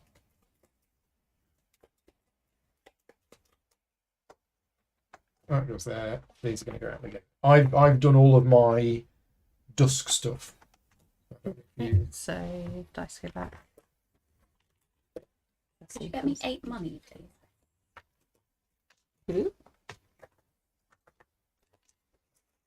Thank you. Any other dice being re-rolled? Yes. Quite you, love you. Just refilling. Get 2 dice. Okay. Right then. Next day. Weather. Raining again. So we have sun, rain, rain, which is nothing on here. And it's the building symbol. So that's your customer. Kelly's asking about slotting your request under your board so you can use it later. Yeah, sorry. I did that. Thank you very much, Paul. I don't know what I was thinking of. It was this one, wasn't it? Yeah. Okay. Yep, so my customer is going to trend food up. Thank you. And then they are going to buy the cheapest, 3 of the cheapest food. So I have no food, but their rival does have 1 food. So they're going to buy that for 3. So that comes back over here. Rival gets 3 money. Gets 3. And while they would buy 3 if they could, there was only 1. So they go 1. right away. So that's that. Right. And I'm going to remember to put the next customer card out this time. There we go. Okay.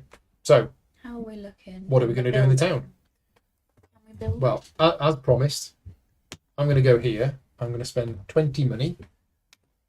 And I'm going to increase the culture to 8. Okay. So Does that mean we can? we can build the bakery if we wanted to build the bakery.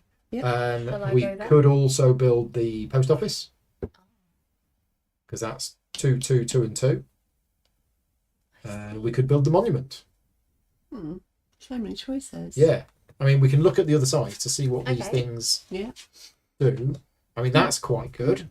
That's Well, that's at the end of each season, something to do with the goals. Something to do with yeah, the goal. something to I do think with maybe it means that you can complete the goals easier at the end of the season. Oh no, we draw an additional goal card. So you know, at the end of the season, when we draw 2 and choose 1, we draw 3 and choose 1. I think It that could might be quite good. We would pretty much guarantee to get one that we want if we did that.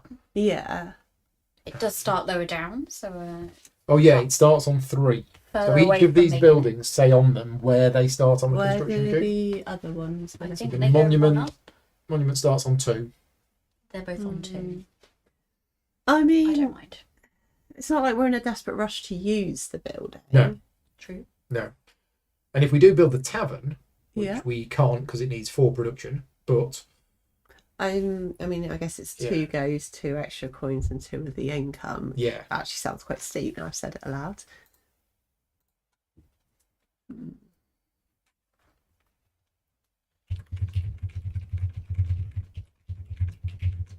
I could do that if we want to be working towards the inn. Spend 2 coins to go down one, go up another one.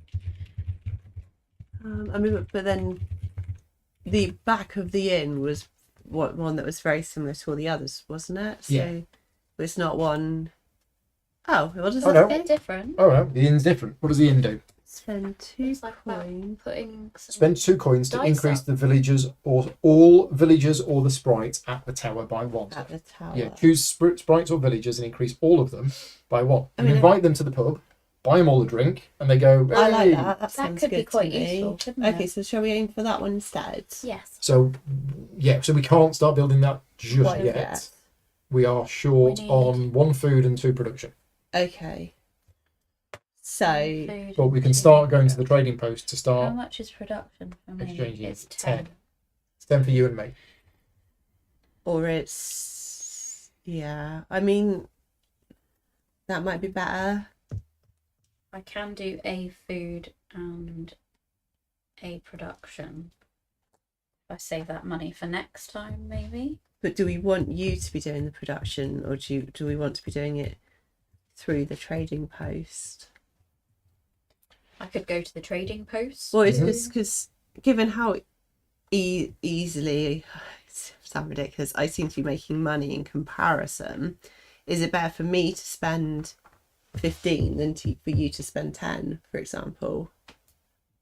Don't know. Possibly. Yeah. Maybe. Yeah, I mean, I don't have quite enough to be able to do both, but buy both the productions. But we could trade and post I one could do of them. one. Yeah. Yeah. I'll go here then, shall I? Okay. So you spend 2 money. 2 money. And what we're going to do, drop the income down by 1 Yeah. to increase production by 1. Mm-hmm. So if I go to the general store, I can make 7. Mm-hmm. So that would be a net of 4, A net of 4 for an action. Yeah. which is probably the best option. Or I go on an adventure. Yeah, you've not done an adventure. No, I would quite like to choose sprites with it, but we'll make You're that going on an happen. adventure. Okay, right. So, Oh no, it doesn't matter. It's fine. a private spot. Chunk, the rock goblin, waves hello. Hello. Want to see pretty spot? It's my favourite spot. Good for resin think. Resin think? I don't know what he's saying. He leads you to a vibrant cave, cool with the misty spray from the river. The air invigorates you, and the walls fairly shine with veins of gold. So choose either A, bring in some villagers in order to mine the gold. You will have to reduce the number of pips of one of your villagers die by 1, which means you won't then be able to do an action with them. Yeah. Or tell no one of this place. I think I'm going to let it stay real nice and not tell anyone. Okay, you're not going to tell anybody about this private spot. Okay, so you are aligned with the sprites. Yeah. Chunk appreciates your discretion and welcomes you back anytime. It's hard not to love it here. It's a wonderful place to reflect and relax. We gain 1 culture. Hey. There you go. Cool. Nice. So we're all done with that. Mm-hmm. Character actions time. Okay. Okay, so kind of want this villager to stick around. So, but I don't need this anymore. In fact, what do I need? I need birch to make these hammers. But this is just so good. So I'm going to restock some paper. There's loads of paper in my bag.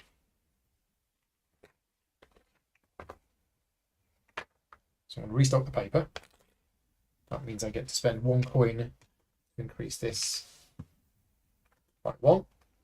I'm going to gather 3 materials. Oh, look, paper, paper, paper. I thought so, because lots of paper. Oh no, paper, paper, village. So I'm going to start working on that one, start working on that one, and then I'm going to use that to refine that one to there. That's me done. And then this one is going to... Oh yeah. What we're going to do Did with this that. one? Sell that? Hmm. No, let's just go here. I'll pop them down to 1. We're going to gather. Because I need to get as many things out of this bag as I can. Paper. That's me done.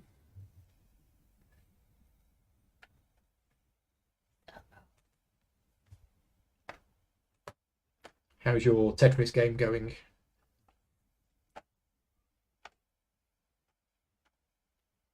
Okay, what did you get up to today? And I might have done the same thing Then again. the same thing again? Yeah. Just bought and sold stuff? Yeah, gained a hammer, sold it Sold it. back. Bought 6 food Bought this 6 time food and sold 6 food. to make a profit of 6. Okay. I didn't trend it. Oh, hang on.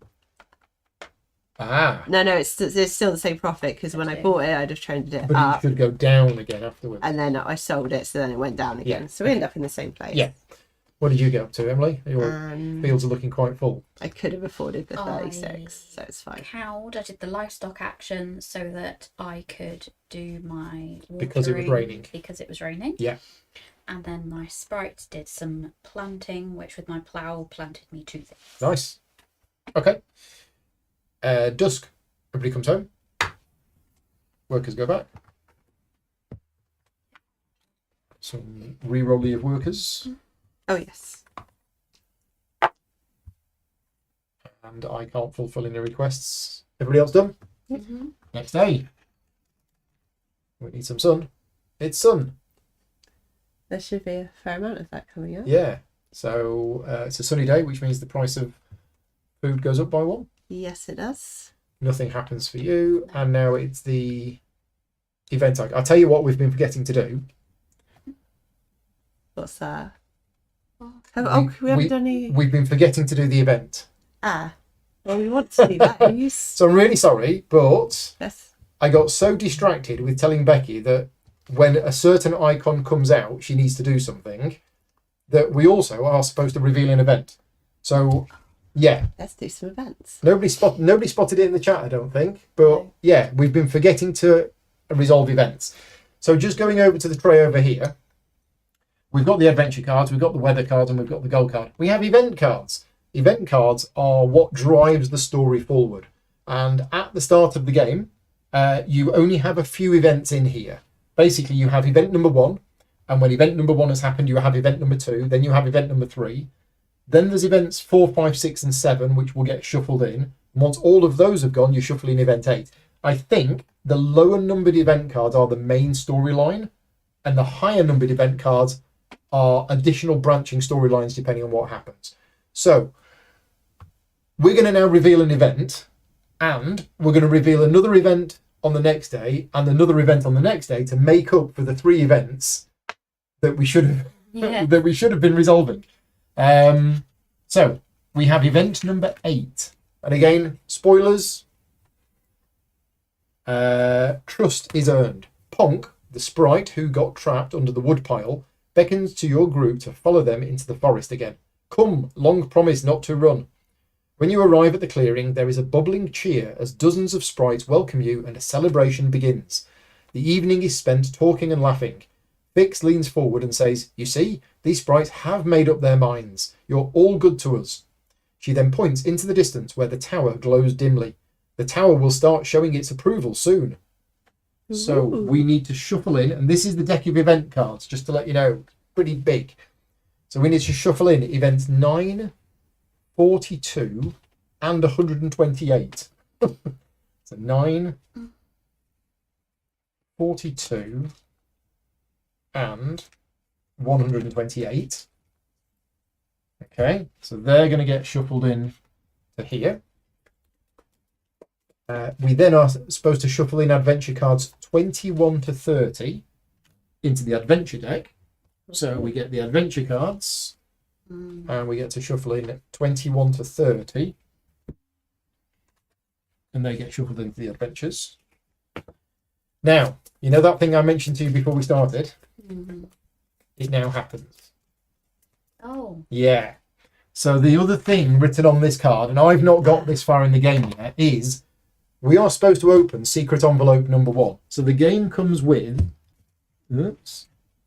4 secret envelopes. Okay, which you are only supposed to open at the time it says to open them. And what I thought would be best is, rather than avoiding any major spoilers, is even when we got told to open the secret envelope, we would not open the secret envelope, because I don't want to spoil that for anybody watching. I'd been told by various people that you will very likely be opening this secret envelope at roughly the end of the first year. And that's the time when we were going to finish this playthrough, is at the end of the first year. So I figured we'd be all right. However, we've got it quite early. So I'm actually going to leave this up to you in the chat. Because if you don't want the spoilers, you have probably seen enough of the game by now to help you decide whether it's the kind of game that you want to play yourself. It's up to you. Let me know what you think. If you want us to open this now, we will. If you've already played this far, then it's not going to be a spoiler for you. But if you haven't played this far, you have the option. You can say, don't open it, and we won't open it. Or if you can say, open it, we will, but just be aware you are going to get the spoiler. So I'm giving you the choice of what we do with this. While they're doing that, let's work out what we're going to do today. Have you done your rival action? No, I haven't. You want to do your rival action? Yeah, okay. So, oh, it's sunny. Well, no, we did that. I remember that. Okay. Paul says open it. Brian says he's already seen the contents. Kit's back the game, but don't mind if I open it. Paul Kelly says open it. I think we have. Ike says he's done it already. Yeah. Yeah, it's a good point. You'll forget what the contents are before you probably play it. Who is the intended core audience for this video? People who've already played the game, who've opened the envelope, or people who've not yet played it? The idea for this video is both. The idea is, if you don't know the game, you can see how the game plays out. But also, if you already know the game and you just want to see us play, to make sure that you're playing correctly, even though we've forgotten to draw the events tonight. Yeah, so it serves two purposes. So I'll tell you what, the audience is saying that we should open it. So what I'm going to do is we are going to open it. But if you want to carry on watching and just skip past this, then just skip forward the next 5 minutes. And you will miss what's inside it. Now, what's inside it is probably going to get added into the game, and you may see it later. But yeah, so we're gonna open it, and we'll see how we get on. Right, here we go. Final warning. Switch off if you don't want to see this. I actually spoke to the designer as well, and he said if you do open it, it's not a big deal. Okay. So he's kind of given us permission to open it. I thought we would need it. Any secret numbers inside? Right. So what we've got is we have the 10th weather card. Right. We have two new what look like special events. It says S01, S02. So these are they events or adventures? I think they're adventures. I think these are adventures. And we have this. Sprites. So I don't know what we're supposed to do with these. There's no instructions on what we do with them. So if anybody wants to tell us what we do with these, please let me know. Because I don't actually know. There's nothing that's told us. That looks like Nothing in Yeah, so that's the thing. One thing that I found unusual when I was putting this game together is the fact that these were tiles. They've got to have been replaceable for a reason. But I don't know whether we were supposed to replace it now. Oh yeah, that's true. I haven't seen any instructions. It's not on either. I mean, it might be on these. I'm just going to have a quick look at these without. Yeah, just in case. Is the round slot on the game board relevant? It is. This is for sprites. I know that, but Which these get are, them but now. there are two of them, aren't there? So whether maybe it's in the rule book. It Okay. might be in the rule book to say secret envelopes. Players will be directed to open secret envelopes. Do not open these envelopes until instructed. Page 48. Right, so it's in the rule book. spoilers. Okay, except it's not told me. Okay, so I've got a list of 8 tower upgrades. But I mean, I'm going to guess that's a tower upgrade. Does it look? No, is it going there instead? Oh, I hope not. So it's tower upgrade 1. Gain a coin for each production and income level used to construct it. No, so it goes there. Oh, but good thing we didn't build that building. You build a building, and you gain 1 coin for each production icon and income icon that was used to construct that building. Okay. Okay, so I'm going to guess that goes there. There should be some instructions somewhere, might be on the next event. Well, yeah, so this event is called Tower Upgrade. Okay. Oh. So that sounds That relevant. sounds promising. Well, No? Because that's what you said of this was, doesn't Yeah, it? you said yeah, that's but what that's that Tower was. Upgrade number 1. Mm-hmm. There are 2. Okay, yeah, we're not supposed to add it in. Oh, that's Yet. pity. It will happen as part of an event. Okay. But what I don't know, and I am looking to help from the chat, is what do we do with these? Do we shuffle these adventures in? So we've got sprite won't be actions. double-sided. Oh, it's double-sided. No, it's got 1 or 2. Yeah, and the result of They're this the same. card will tell us Ah, yeah. which side Some we use. Okay, There's but different resources. I don't know where this goes. I'm going to guess these 2 cards are going to get shuffled into the adventure deck, but I don't quite know. And we've got these 2 sprites. Now, I've got the miniatures for the game. So the miniatures are an optional add-on that you can get that kind of replace the tokens. And again, I'm going to guess that these only come into play When that happens. with this event. So I think, and somebody please tell me if I'm right or wrong, I think these 2 get shuffled into the adventure deck. These aren't going to come out for We're a going to have to do a while. lot of We're adventure. going to have to do a Adventure or lot. Are they events? They've got the same, Ah, okay. So although, Just check it's not on that one. well, because events are one-sided. Events have that on one side and that on the other. yeah. Yes, it must be an Right? adventure. Whereas adventures have 2 sides. So I Yeah. think they are adventures, but nobody in the chat is Steve, help, or Ica, help. If they're double And Willem as well. Willem. All these people in the chat have got this far. What did you do with these cards? So that is the event. So Okay. there you go. Willem's going downstairs to get his copy. Right. Okay. Great. Inside the first secret envelope, there is a weather card. Yep. We had that. Yeah.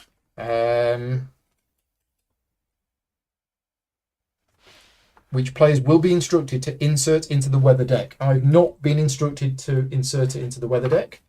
Okay. Am I definitely missing? There's definitely no instructions in there. Maybe it was mentioned on one of the cards or something. Don't remember seeing it. It just said open secret envelope 1. No, because it like we could gain a sprite and I don't know when this weather card gets shuffled in. This is why I was hoping one of the designers might be in the chat with us to help us. If we get to the point where we don't know what to do.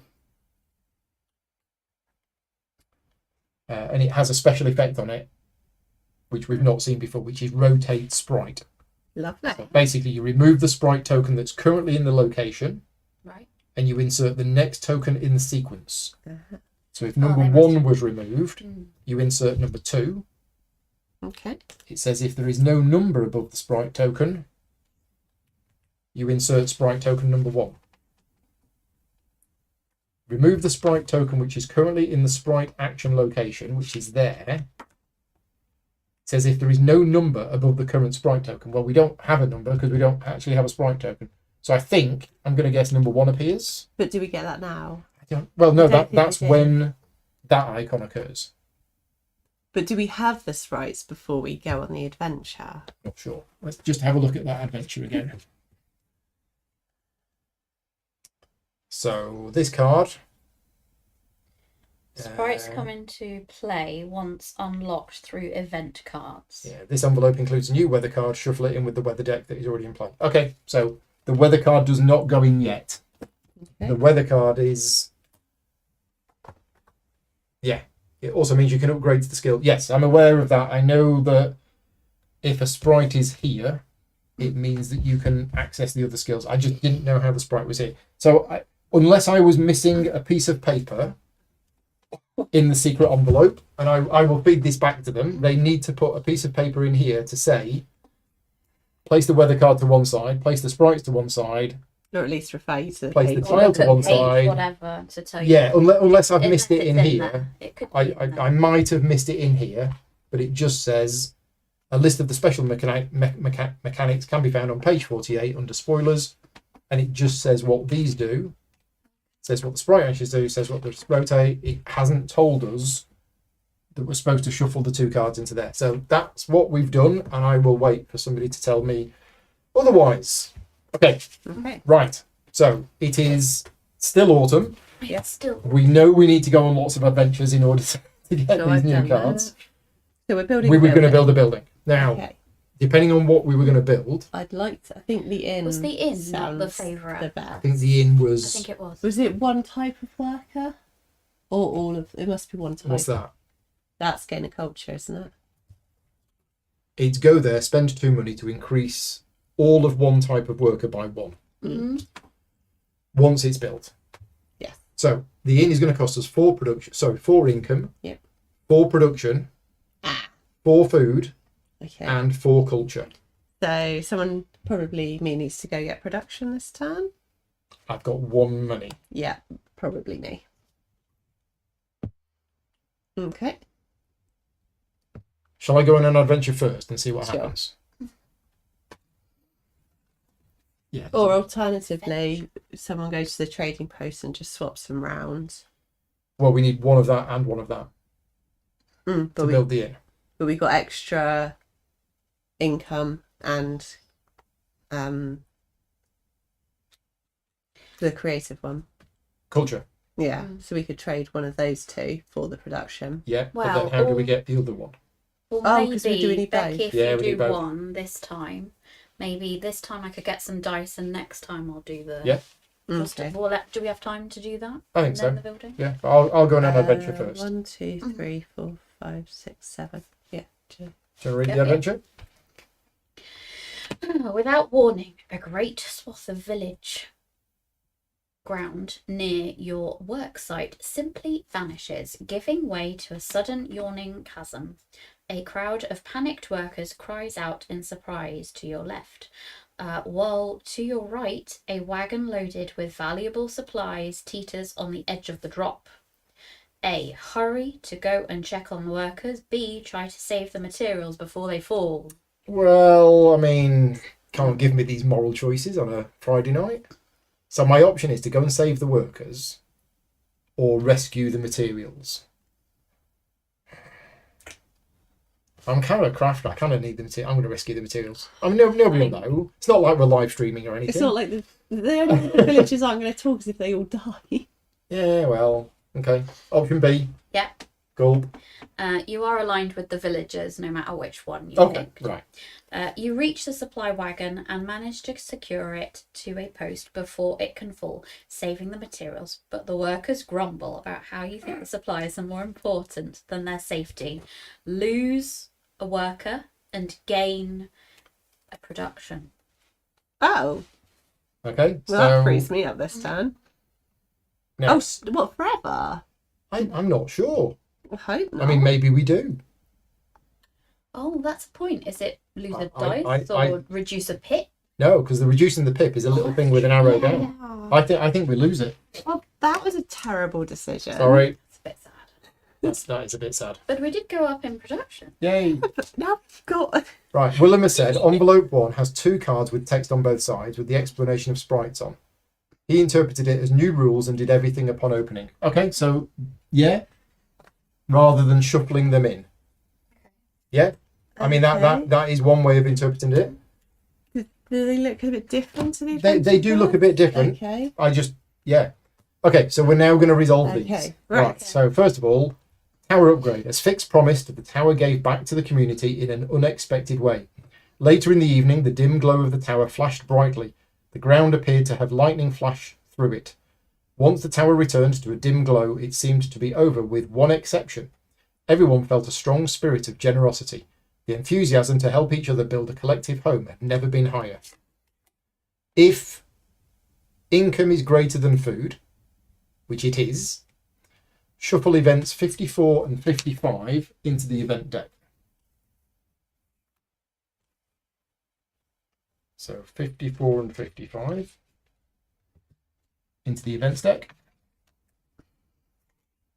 That's an adventure. Events. 54 and 55. Right, so they get shuffled into there. Add the tower upgrade number 1 to the space. Right, so tower upgrade number 1 means, as we mentioned earlier on, when you build a building, you get 1 money for each. Otherwise, we'd have done it the other way.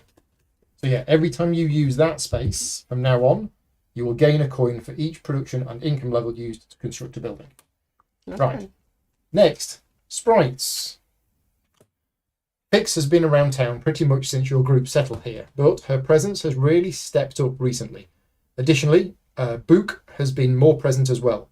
The villagers generally appreciate their presence, and it has a positive effect on the other sprites who are helping in town as well. This envelope includes a new weather card. Shuffle it in with the other weather cards. Place Fix in the sprite action space. Right, thank you very much, Willem. This makes a lot more sense. And the designer has confirmed it on the forum. Okay, yes, so you're supposed to read those cards.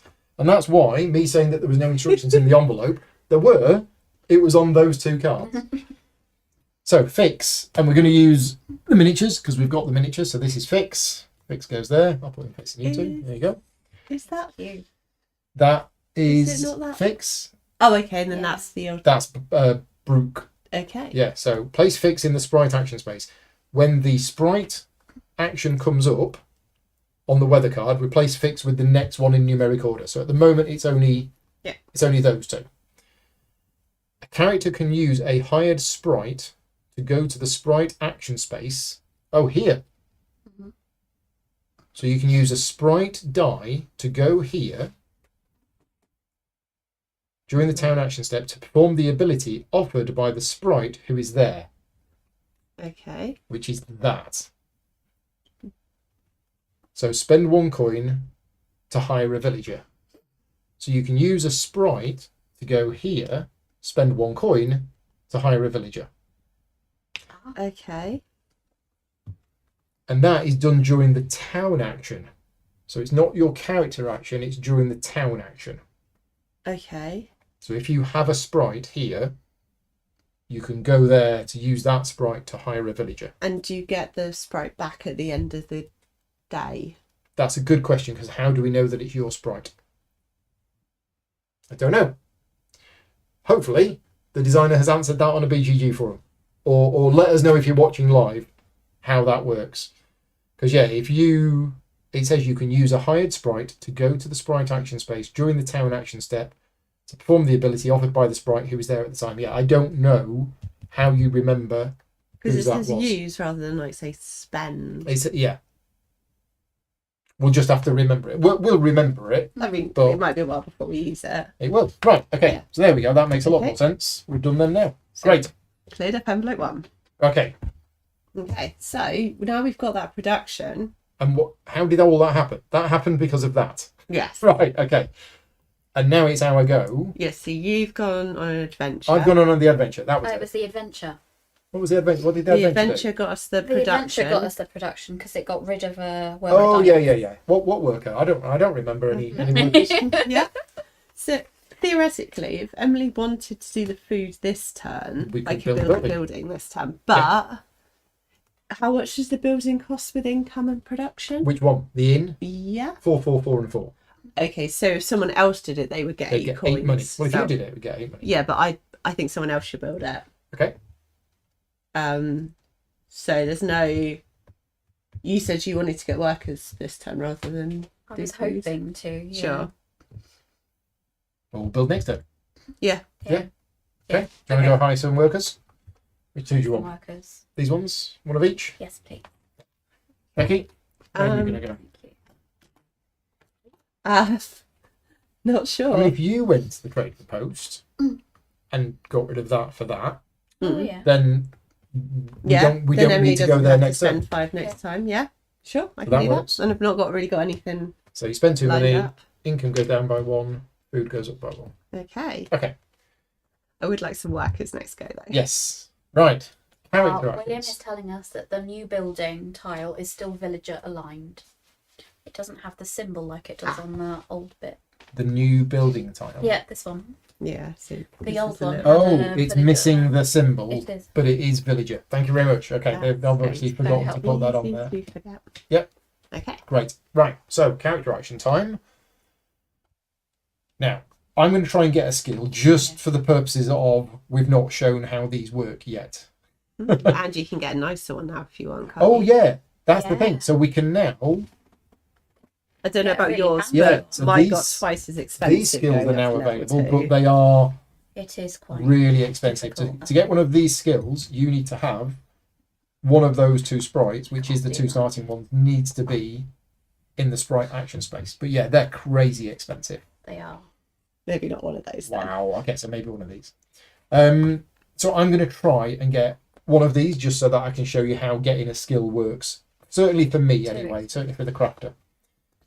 So the first thing I'm going to do is I am going to. What am I going to do? What am I going to do? Let's restock the leather. Yeah. Okay, so Kit says, per designer on BGG, you drop the sprite down by a pip, and the sprite dice return during the dusk phase. You just have to remember who gets it back. Yep, that's what we thought. Thank you very much for checking. So I'm going to restock the leather, and I get to do a free refine. I'm going to refine that to there. Then I'm going to gather 3 materials. We've got some leather, we've got some cedar, and we've got some more cedar. Then I'm going to start working on some cedar.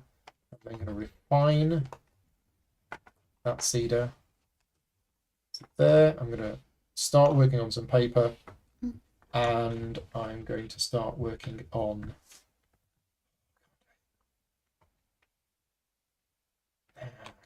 bats.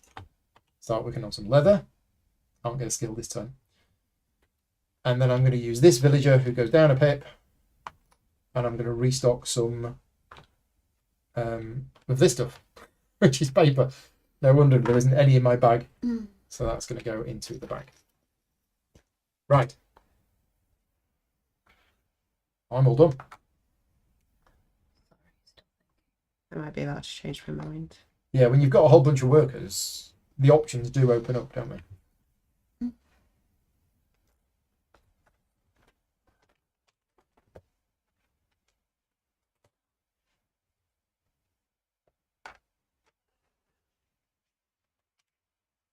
No, let's stick with better.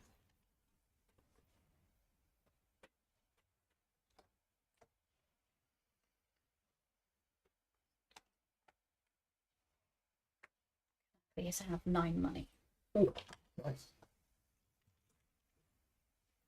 Okay, thank you. Are we all done with the daytime? Yeah. So characters come home, workers go back. Yay. And fulfill a request. I'm not fulfilling a request. Okay. End of the day. Mhm. Next day. Weather card is cloudy. There's another event icon on there. To harvest. So you get to do a free harvest because it's autumn and it's Yes. cloudy. And for you, nothing happens when it's cloudy. No. But we're going to do the event. We're going to do an Event event anyway first. because we're behind on our events. Now, this is event Can't number mind this weekend. 128. And as I mentioned to you earlier on, I think the low numbered event cards is the main storyline.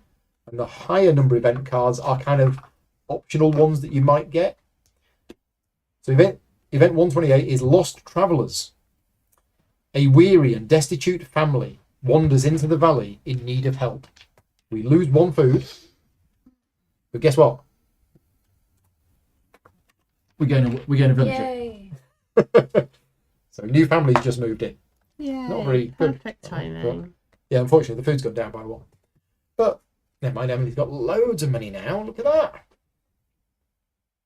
that. And now, because it's an event, your rival gets to do something. Yes. So because it's cloudy, Cloudy. we have trended. Oh no, that's not the seasonal good. Never mind. Seasonal good is food. So, but we can't. So it is cloudy. Yeah. But we can't trend food because So it's at I the think top. we go to the next one. Oh, do we think we do? Yeah, go on. Okay. We'll do So that. then they would sell All of their food. all of. Oh no! Oh no! Sorry. So we can't because that's not the seasonal good. The seasonal good's that. No, it's This Oh, is it's their their favourite favourite good. good. So I was right in You were right. trending up the wine. So we have done that. So they don't need to do the Right, next thing. so that's them done. Yeah. Okay. Okay. Right, so we're done with the dawn phase, Mm-hmm. yes. and we don't have a sequence. We did the event. Yep. So we're all good. Town phase. So I would like some workers. We need to be building. Yeah, except we lost the food because the new family's moved in. Yeah. Oh. Okay. So Yeah. So one I of can us up needs. that, can't I? And you can. You could go there and you could spend loads. Yeah. And then I could go here and build. Okay. This works. And I'll just And you go then get some workers. watch you guys There do you all the work. How many are you going to increase it by? 3. So it goes up to 6. And then I'm going to go here and we're going to build the inn.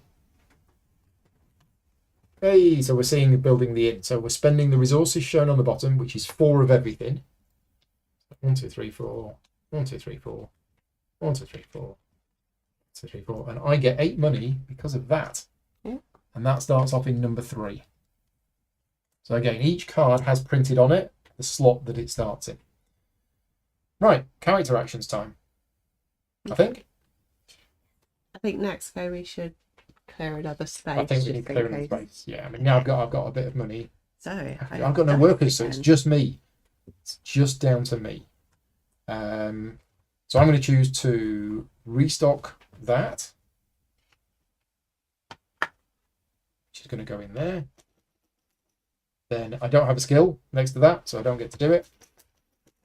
I'm now seeing the benefit of having these other skills because I thought, well, I've got these 2 skills. I'll just keep doing those 2 things. Mm.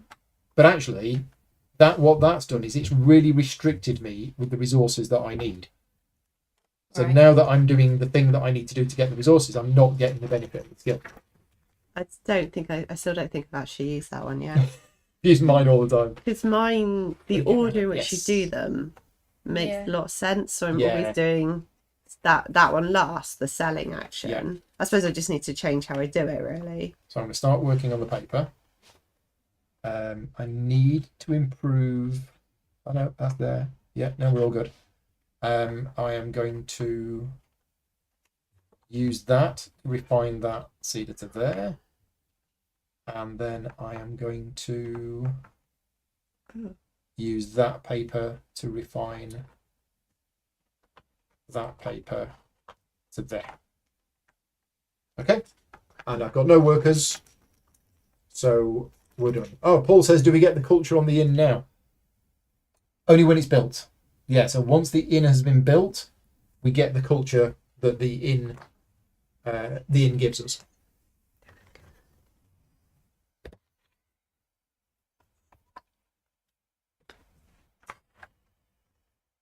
Yeah, my go was fairly simple this time.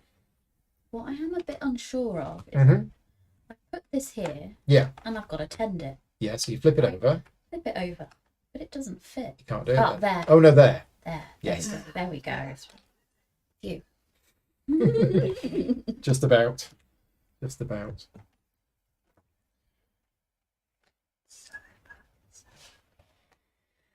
I think we'll harvest something. Sell some of those green beans. Nice, great big one. 5 money. Yes, please. Oh no, I don't want to do that. There you go. Thank you.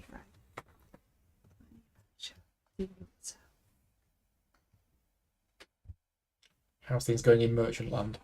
Okay, so I'm trying to figure out how to trend these 2 down below this line before the end of the Because your season. rivals are going to get harder if your prices are high. Yes. So I've manufactured one. I've not sold it yet because I want to sell it using... If you manufacture it, your skill allows you to Yes. sell it and not downgrade it. But I want to downgrade But you want to downgrade it. Right. You want the So- price to drop. Yes. Yeah, so the I problem that think- Becky's has is that her No, so- rivals are different levels, and the better she's doing, the stronger the rivals get. So that's the 7. I have used this. Then I want to trend it down, which I can do with this action. Yeah, So I just move it down. you just one. move it down 1. And that dice goes So down what to 2 weather have we pips. had so far? We've got an extra sun to come. We've So, got a sun and the extra one, whatever so the that's extra just one going to was. come back up again. So I'm going to work on this one for the minute. So I've Don't done forget that. to knock the pips down on the dice. Yeah. And then I've also got this one, but I don't think I can do much with it at the moment. So I guess I just hang on to it. Yeah, you don't have Yeah. to use it. Yeah. Cool. Okay, we all done. We've all performed our worker actions. Yeah. Characters come home. Workers go back. Hmm.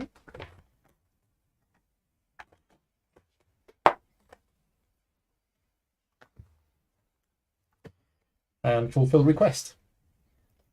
Nope. Next day. Okay, it is the new one. Okay. So it's a sunny day. Yep. We have sun, cloud, sun, which isn't one of those. So we don't get a seasonal effect. We get the sprite, which means Fix disappears and Brock comes into play. It's very, very similar. Mm. You can go there with a sprite die to hire another sprite die. Oh, Okay. so you get a sprite die with both of them. No, That was sprite. That's Yeah, to hire a worker. villager. Sorry, that hires a villager, that hires a sprite. But you go there with a You sprite have to use die. a sprite die to go there, I believe. Okay, sure. Yeah, you can use a hired sprite. Now, this card doesn't have an event on it, but we are going to read an event because we should have been reading events Yes. earlier on. If we'd have been doing this So right, we'd have opened secret envelope sure number 1. there's no event on that one. We definitely missed events. We've definitely missed Okay, events. sure. Yeah. Move efficiency. Hamish summarises the feeling of a lot of workers in town. If we do a better job getting workers to the projects that need them, it'll be more efficient for everyone. We need to get better with planning and execution. The workers nod along in agreement. So we lose culture, Okay, let's get Yeah. back on that. but we do gain income and production.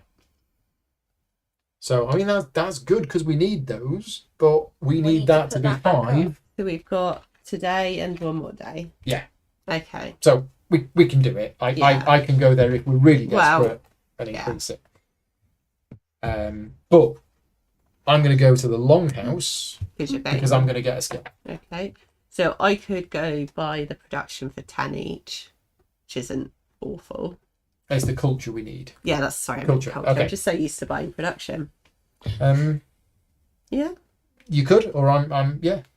Yeah, I mean, you got so much money. Okay.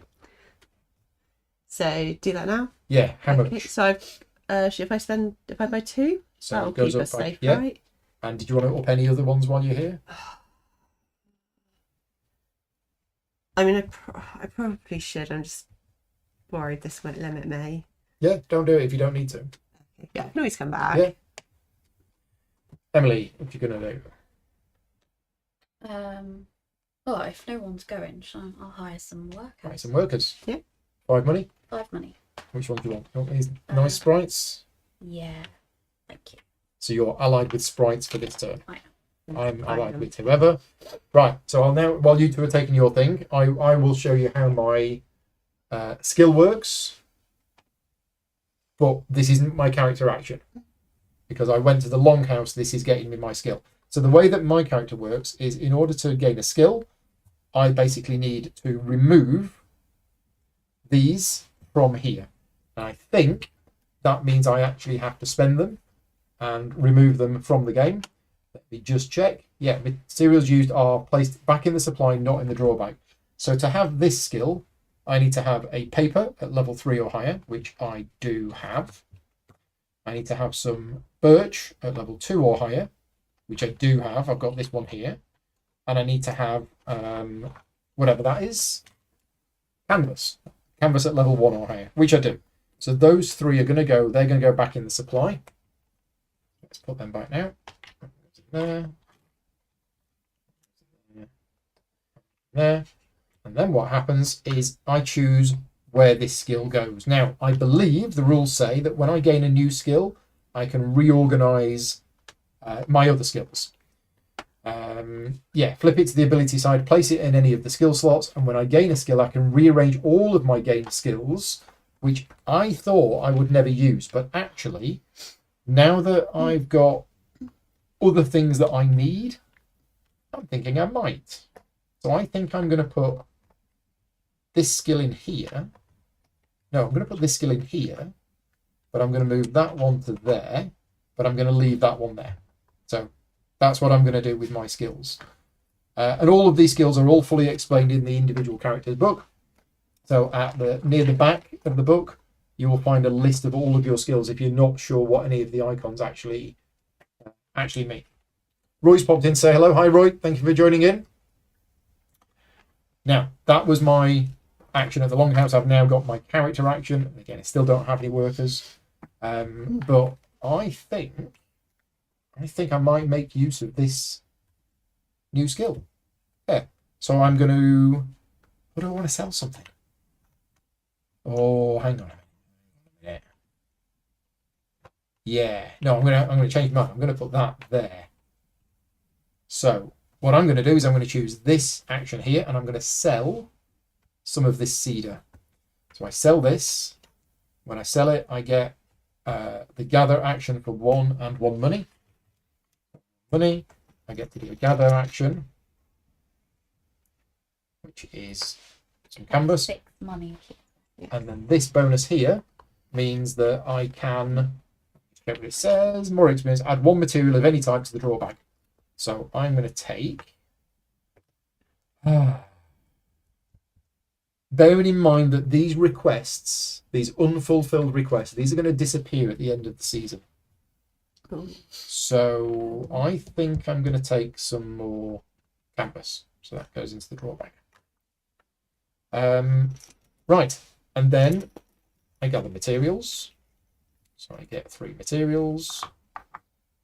1, 2, 3. I'm then going to start working on that one. I'm then going to use that paper to refine that paper. I'm then going to start working on that canvas, and I'm going to use that one to refine that canvas. There is a limit in these slots. The limit is 5. It said 4 in the rule book, but it has been errated to 5. So you are allowed to have 5 in each of these compartments. This can have any number. And that's it. I'm done. I've got another skill. Check out my skills. Nice. Anything else to do? End of the day? Workers come home. Sorry. Characters come home. Workers go back. Oh, no. And the next day. Okay, the final day. And this is the final day of autumn. It's sunny. So we have cloud, sun, sun. Still no seasonal effect, but we do get an event because we did still miss an event. So this is the last event of the season. Are you sure? Yeah. Because we realised we'd missed an event on an event card. We then had an event card come up when we would have... There's 4. Ah, never mind. Yeah, there's 4. There's not 3. Okay. There's 4 events. So this is our last event that we missed.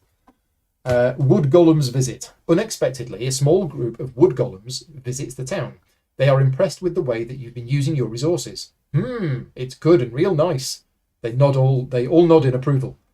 They offer to show you ways to improve your lumber processing so that you make the best use of felled wood. If you haven't yet built the lumber yard, then build the lumber yard at no. So we put the lumber yard straight in here. Yeah. Okay. At no Good thing cost. we didn't build it then. If you already have built the lumber yard, discover land and gain production. Okay, awesome. It's already there. No, that's the lumber yard. Is that That's what I what said? you wanted, I Jen. think so. Oh, okay. On here it's one word. On there it's 2 words. That's what Okay. that was throwing me. So this actually goes here. Oh, So you. we place it there at no cost. So we do need to get that spacing. If it had a 3 on it, this is already occupied. It would have gone here. Okay. Right. That's the event done.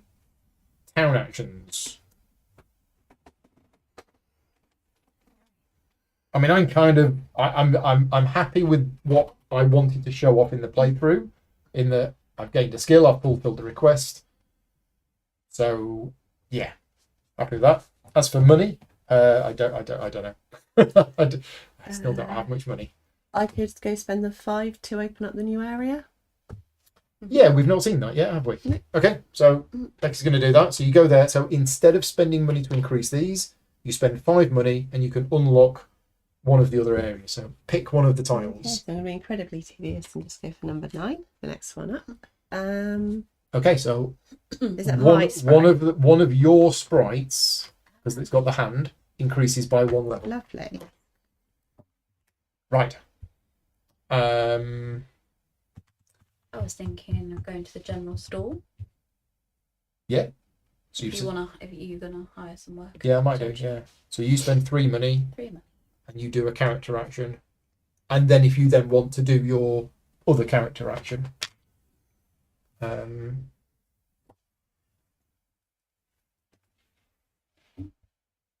no, we can't build any of those. So yeah, I'll go here and I'll spend 5 money. And I'm going to hire those 2. Okay. So my final character action of the season, I am going to sell this. So I'm going to choose this action, which I can do because I'm aligned with either the villagers or the sprites. So I'm going to sell that, get 1 money, and I get to do a gather. The gather is that one. And then because I've got this skill, I get to add any one of these into the bag. I'm going to add some of that. And then I get to gather 3.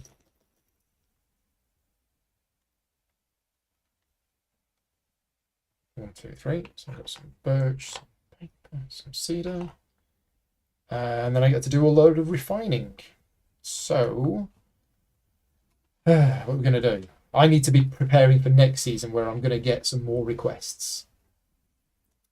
Because I'm not going to be able to do... I don't think I'm going to be able to do 13 these. money, please. 13 money. Oh. Yeah. Yeah, I don't think I'm going to be able to do these. Thank you. Okay. I'm... Definitely not going to be able to do I could have these. just given you the 16 I was about to Well, spend. that's what I was about to. Yeah, that's that's what where I was you were asking, but going. Never mind. I'm going to use that to Okay. refine that. So, right. And use that to refine. So I'm going to start that, and then I'm going to use that to refine that, and then I'm going to use that to refine Okay. that. Now, Okay, and then I've got my workers. So I'm going to use this worker to gather.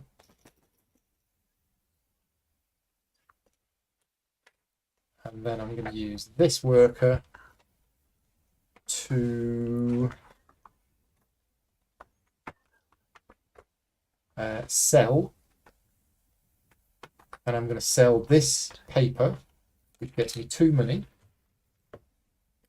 And I get to do another sell, and I'm going to sell this one, which gets me 1 money, and I get to do a free refine, and I'm going to refine that paper to there. Okay, there you go. Definitely does flow once you start getting the hang of it, and I think for me, yeah, selling individual bits is actually a nice little income stream rather than saving up and doing the big requests. But yeah, lots of options. Right. Anybody else got anything to do? oh yeah, I need to run away. Hopefully 3 that blanks will I've work. rolled. Okay. Right. So characters come home. I built one of What'd you the do? Oh, so you've gained what an do you upgrade. call it? Yes, I built an upgrade. I realised I couldn't get them all under the 3. Right. So instead what I've done is I built this one. So Does now that limit it going up? so it just, instead of going to the 6 space, it goes straight to the 7. Oh, it blocks So I off a can make, space. when I do the buy the good, trend it up, and sell the good, and trend it down. I Right. can get 2 per good instead of 1. Oh, I thought it acts as a block, but it doesn't. No, it just cuts takes off up the the space. space. Yeah. Interesting.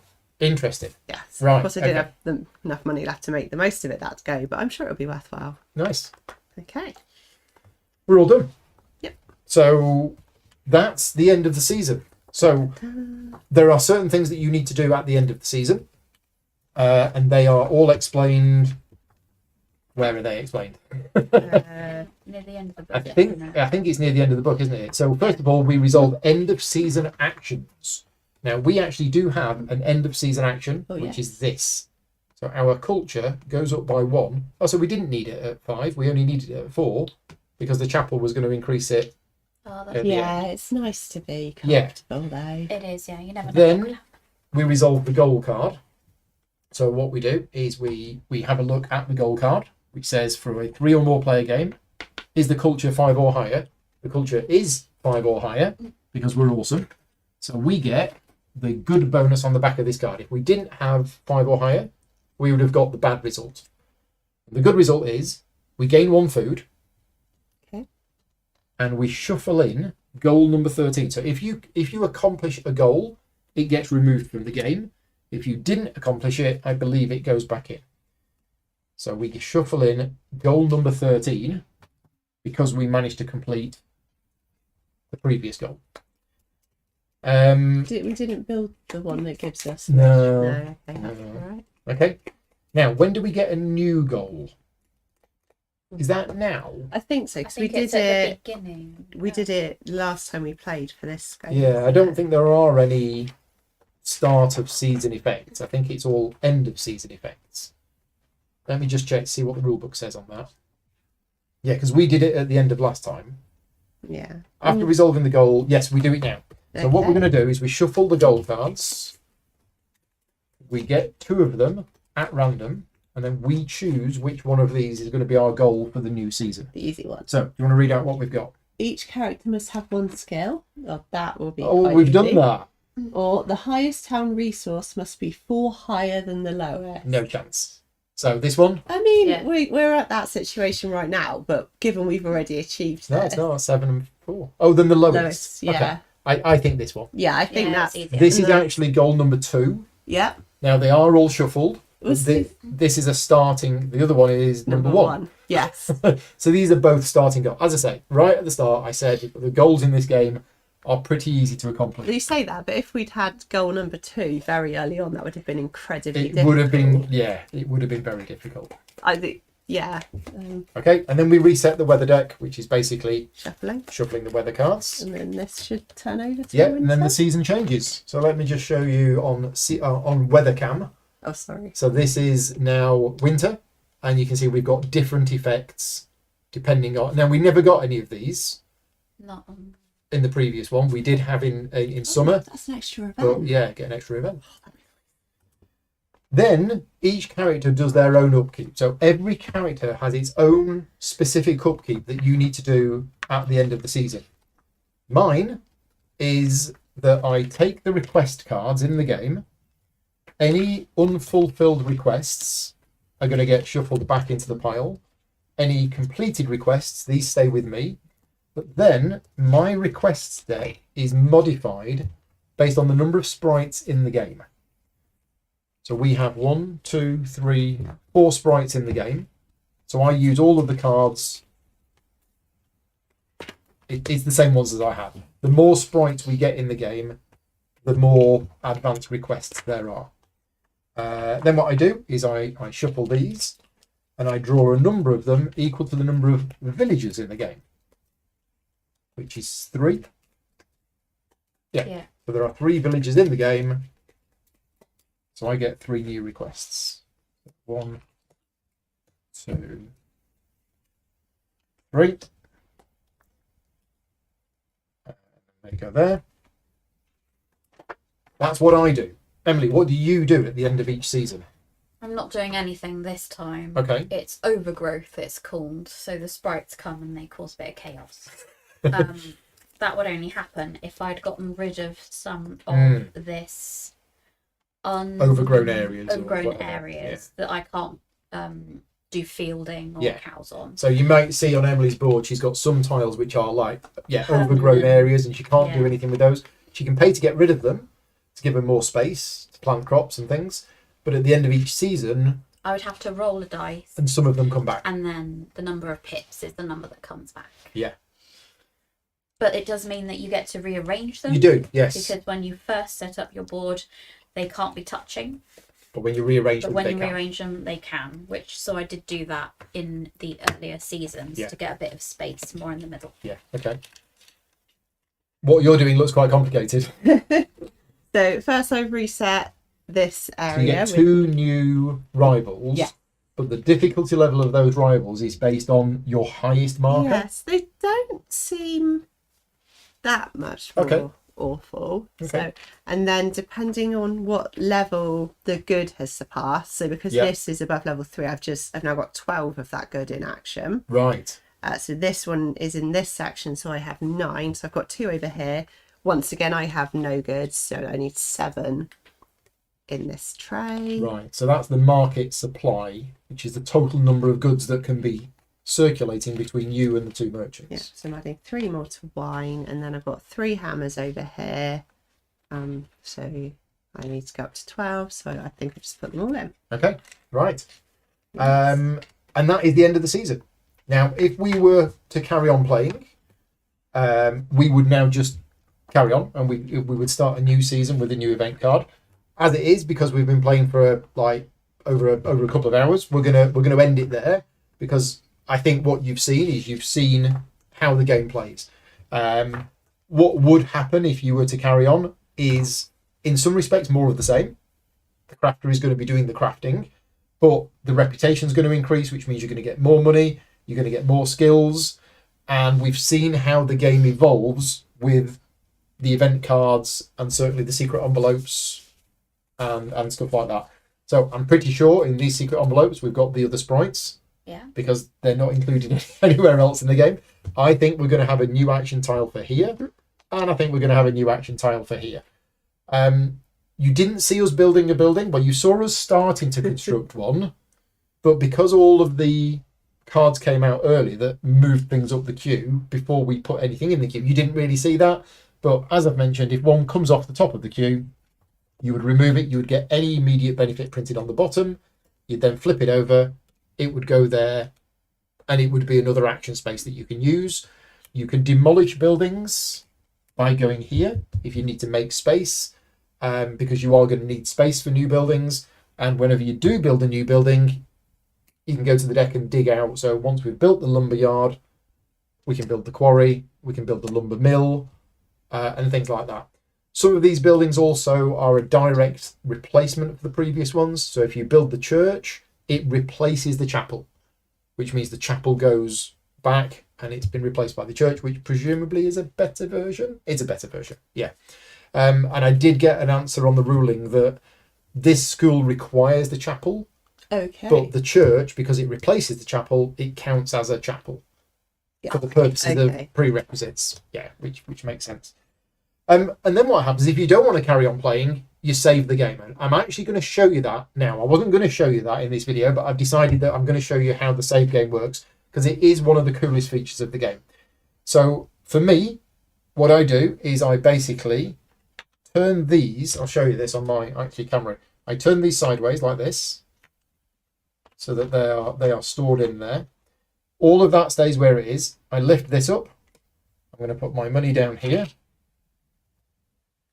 So I'm going to put my skills that I don't have in here. All of the skills that I do have are obviously here. Then what I do is this request deck. This can go here. And there are specific rules, which I don't know off by heart. I would have to look these up, because these are my current requests. So they are currently in play. And then my fulfilled requests I'm actually just going to put them here. I don't quite... The rule book says exactly where you're supposed to put them. But, yeah, let's put them there. And then you put that on like that. You put that over there like that. You put that over there like that. Then you take one of the covers and you put it on there. It does go on, right? And that's it. And you can actually tip this sideways and it'll all be okay. Everything stays where it is. So everybody does that. And then the main game board, we need to put the dice in that. You see there's a dividing line there. So that divides the ones that you've got with the ones that you don't have. That is going to go in there. And this is a pretty cool part. But literally, these boards all stack up. I think that one goes on top of that one. That one goes on top of that one. Those go on top of there. So all of these cards stay exactly where you put them. Like so. Then we get another plastic cover. That goes on there. And again, you can now tip that sideways and everything stays where it is. And then you stack them all and you put them in the box. So to save your game is literally 2 or 3 minutes, and it basically preserves all of the process. And I know that the designers of the game and the publishers of the game spent a lot of time working on this tray system because they wanted people to be able to save their game, you know, pretty quickly. And then when you play again, you take it out, you put all of the stuff where it should go, and you just carry on where you left off, really. That's it. We're all done. We thought we were going to play 2 seasons today, but obviously it's taken quite a bit longer with explaining what's happened. But as I mentioned at the start, this video is designed to show you how not to play the game. So the things we got wrong are we forgot to do the events on the event cards. And everybody who was watching also forgot that. We were also turning the pips on the worker die down at the wrong time, but it doesn't matter. As long as you all turn them down at the same time, then that's fine. But you got an idea of how it plays. And I think you pretty much saw most of the game. You didn't see exactly how the farmer works. You didn't see exactly how the merchant works. But one of the things about this game is that it is very asymmetric. Each player has their own rule book, and that is specific to them. So what I was doing as the crafter was completely different from what you two were doing. The ranger is another character that's included in the base game. That works in a very different way as well. They disappear out of town for 3 days and they go on an adventure, and they come back with all sorts of trappings and things like that. And then the expansion set introduced the innkeeper, who's running a pub, and people are coming into the pub and you've got to hire entertainers and fulfill the requests. They all work very, very differently, and they're all quite interesting to play. And yeah, I hope this helped you decide whether it was the kind of game for you. I'm really curious to see what your opinion on the game is. In fact, I think the hardcore Euro gamers that would hate this kind of game, even though I'm a hardcore Euro gamer, probably switched off 15 minutes into the video. But if you've stuck with us and you've enjoyed it, then yeah, let me know what you think about it. Thank you very much, YouTube, for joining me. Thank you very much to everybody for watching, and we will see you all next time. Good night, everybody. Bye-bye.